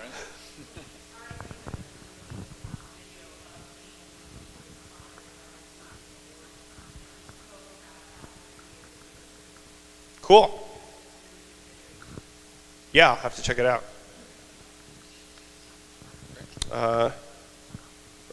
Or you were next, sorry.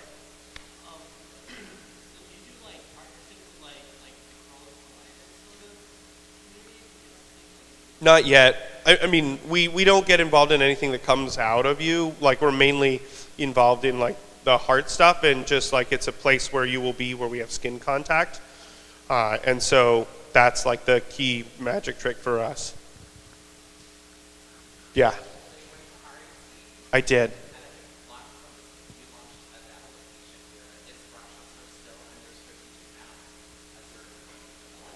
Yeah, I mean we have, or at one point, like it was at least like 400 employees in Rochester from the Datto side, and Kasana has somewhere pretty close to like 30 employees in the Rochester region. Like I'm a big Rochester fan. It is a great place to hire incredibly skilled, incredible talent, and I honestly just wish that like RIT and Rochester as a whole like was a little bit better at like dreaming bigger. And I have like lots of bones to pick with Rochester venture capitalists, and that they're very narrow and they think very small sometimes, and like that frustrates me. And I found like the entrepreneurship programs at RIT have been a little bit frustrating in that same sense, and that people here should dream bigger and not like constantly think of themselves on like this Rochester scale. And even today, like I was at the board of trustees meeting, I was talking to somebody at RIT, and they're like, well, maybe it's just a Rochester thing. And it was like, yeah, you know, like Kodak and Xerox kind of missed out on a few opportunities, but I'm not willing to just like accept that as a mistake. But I get excited when I see that like people who worked at Datto like left, and then they've started something here in Rochester. And some of Datto's competitors have moved and opened offices in Rochester to steal employees from Datto, which is like not great, but like great for Rochester. And so it's really interesting to see kind of the impact that you can have on a region. And like Rochester has tremendous potential. There are like just so many super smart, capable, talented, hardworking, awesome people. And it's like an affordable place for office space, and it's relatively business friendly. But yeah, like it's general populace. I just wish they would just dream a little bigger. Yeah. That's it? Well, thank you. If people want to get in touch with you, do you accept phone calls, emails? Yeah, tweet? Generally email is more like better than phone call. That's weird if you just like call me out of the blue. But yeah, just it's like austin@mccord.net. Or you can like message me on LinkedIn or something. But yeah. Yeah, fire away. So you mentioned the word luck.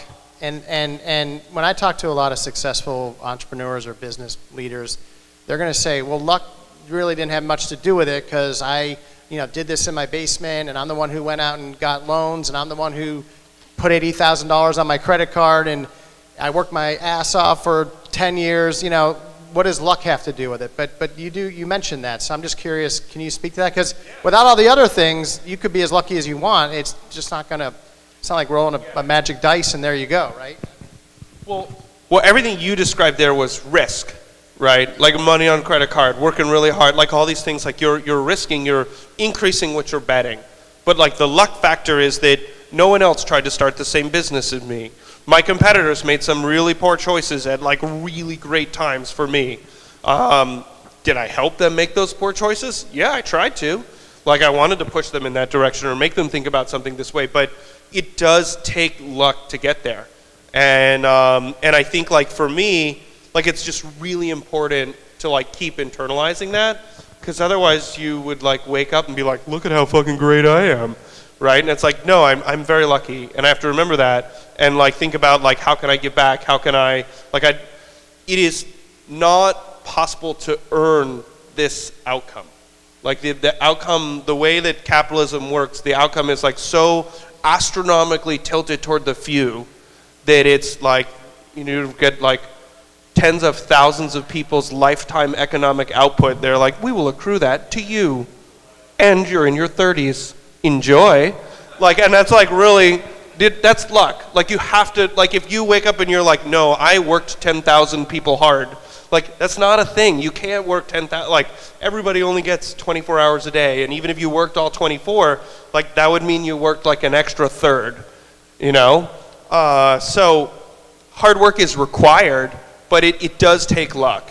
And I think for me, it's like one of the reasons you go back and you do it again is because it does at least help validate, like, did I just get really, really lucky the first time, or do I have some skills?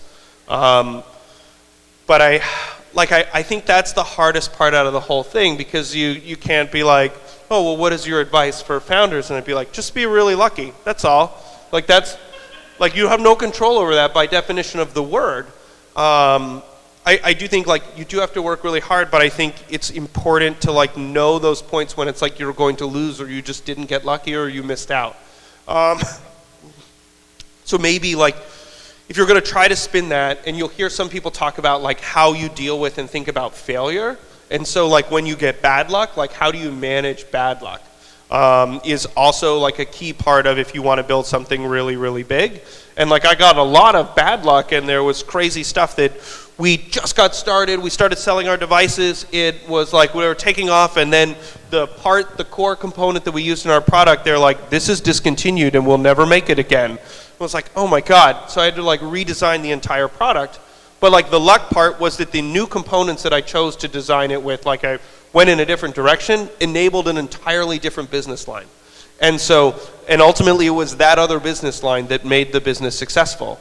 So in one hand, was really unlucky they discontinued the thing just as I was successful, but on the other hand, I was really lucky that they discontinued it because I changed my business and like found a better one. But like that choice happened on some random Tuesday, like it wasn't a specific thing. And so it's hard. You just have to be kind of ready to deal with all these things that come at you and not like hide or run from them, but instead be like, okay, here I am, and what will I do next?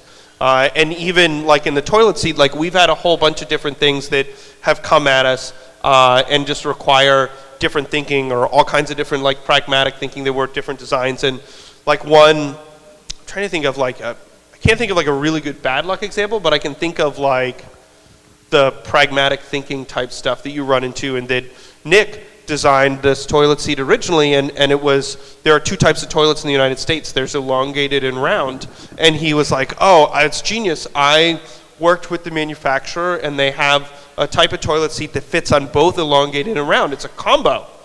And I saw it, and I was like, the seat looks a little weird. Like something's a little off. And he had like already moved down the road to go get these things manufactured. And I called the company. I was like, how many of the combo sized toilet seats do you sell? And they're like, almost none. I was like, oh. And it's like, why is that? And they're like, well, it looks terrible on both toilet types. And so, like, some of that pragmatism, you've got to be like, no, we're just going to pick one.